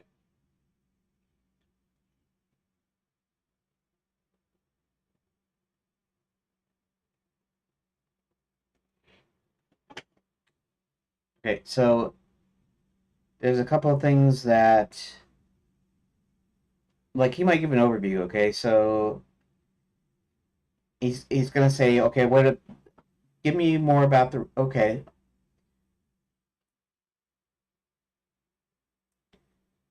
Okay. Maybe I should come up with this. The three things he's kind of encountered. Now, Hubert can fill him in on a lot of stuff and on all the different things. But for one thing, we got the flying trains, and so he can actually talk to him. He can even tell him a little bit about how magic works in the realm. Um, then he can ask about Barty kidnapping the girl or whatever, or jumping out. So, and which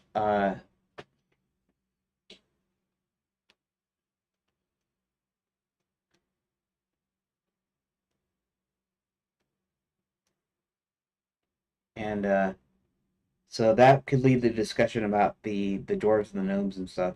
So you can kind of put the thing in there. That's that one. So what was I saying? The resort overview.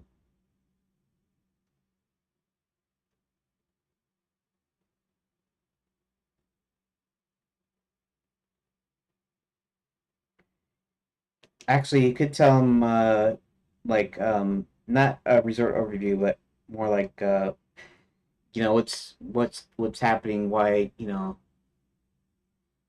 what's why is why is the why is it in such a problem?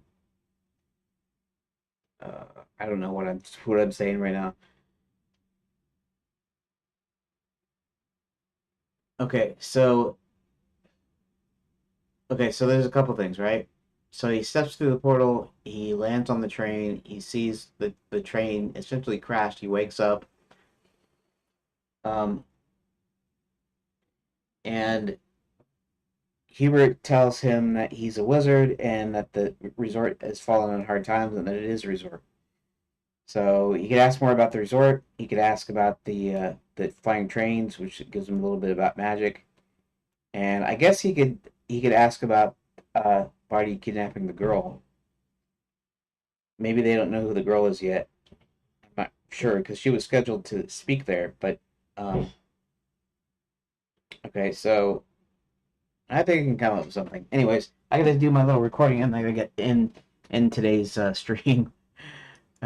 Okay, so I'm gonna do my recording and then I'll end the stream and then I'll talk to you tomorrow probably. Okay, today is Tuesday, July 15th, 2025. And what did I do for today? Um, okay, so um, I realized that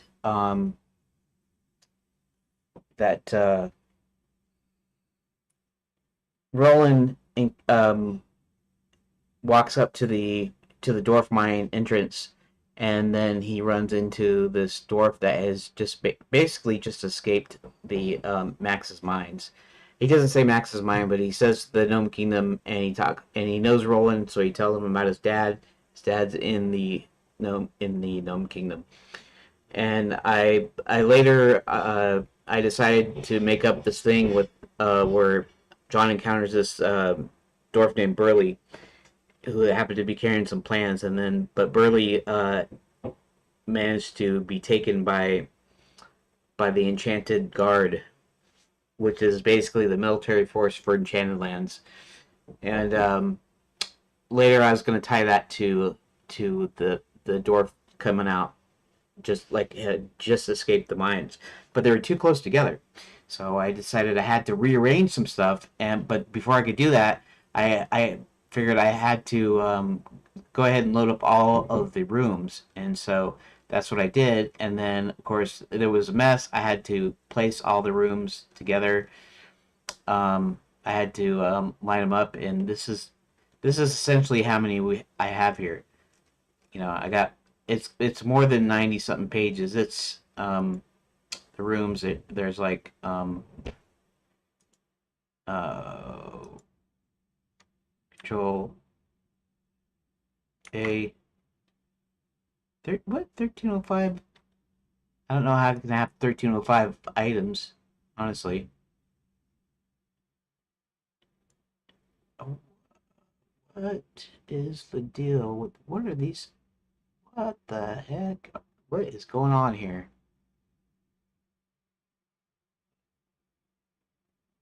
Why is it putting on this?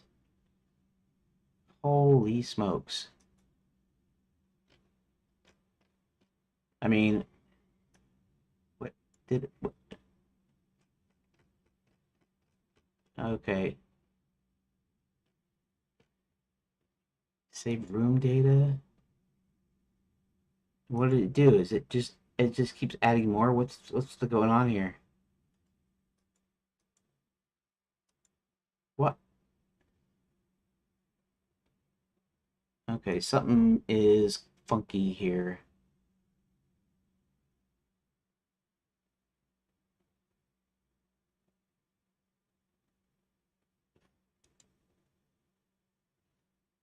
Properties.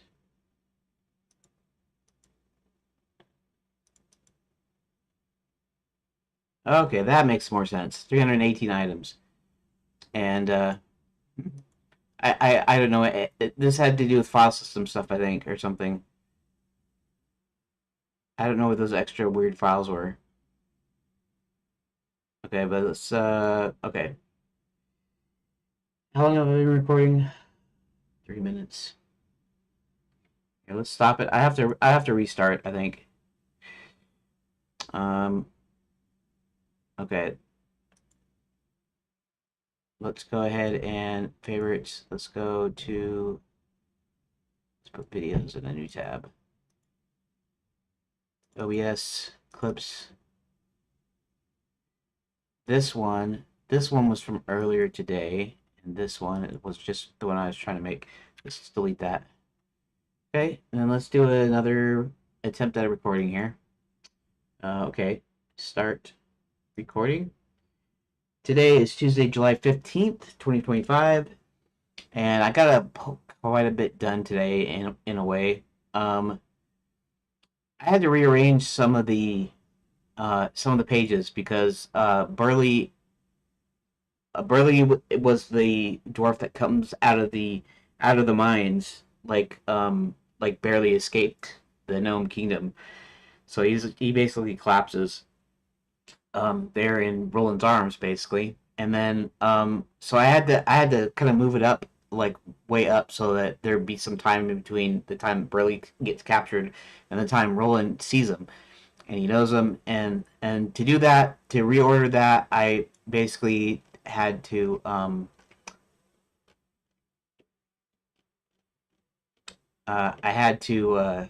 make sure all the pages loaded up. So that's why there's a billion pages here. So let's reload save scene and see if it does anything weird here. Uh, no, it doesn't do anything weird. It's probably just fine, right? Yeah, it's just fine. Anyways, it's a lot of pages. So that's pretty much what I got done today, and I decided what I was going to do tomorrow. There's going to be a conversation here between John and Hebert about the lands and stuff to get more information, and that's about it. Okay, that's good. That's only a minute and a half, so that's great. Okay, so I'm gonna call it a day today, and thanks, Rook, and for anybody else who might have happened to be watching, and I'll see you tomorrow. Thank you for watching.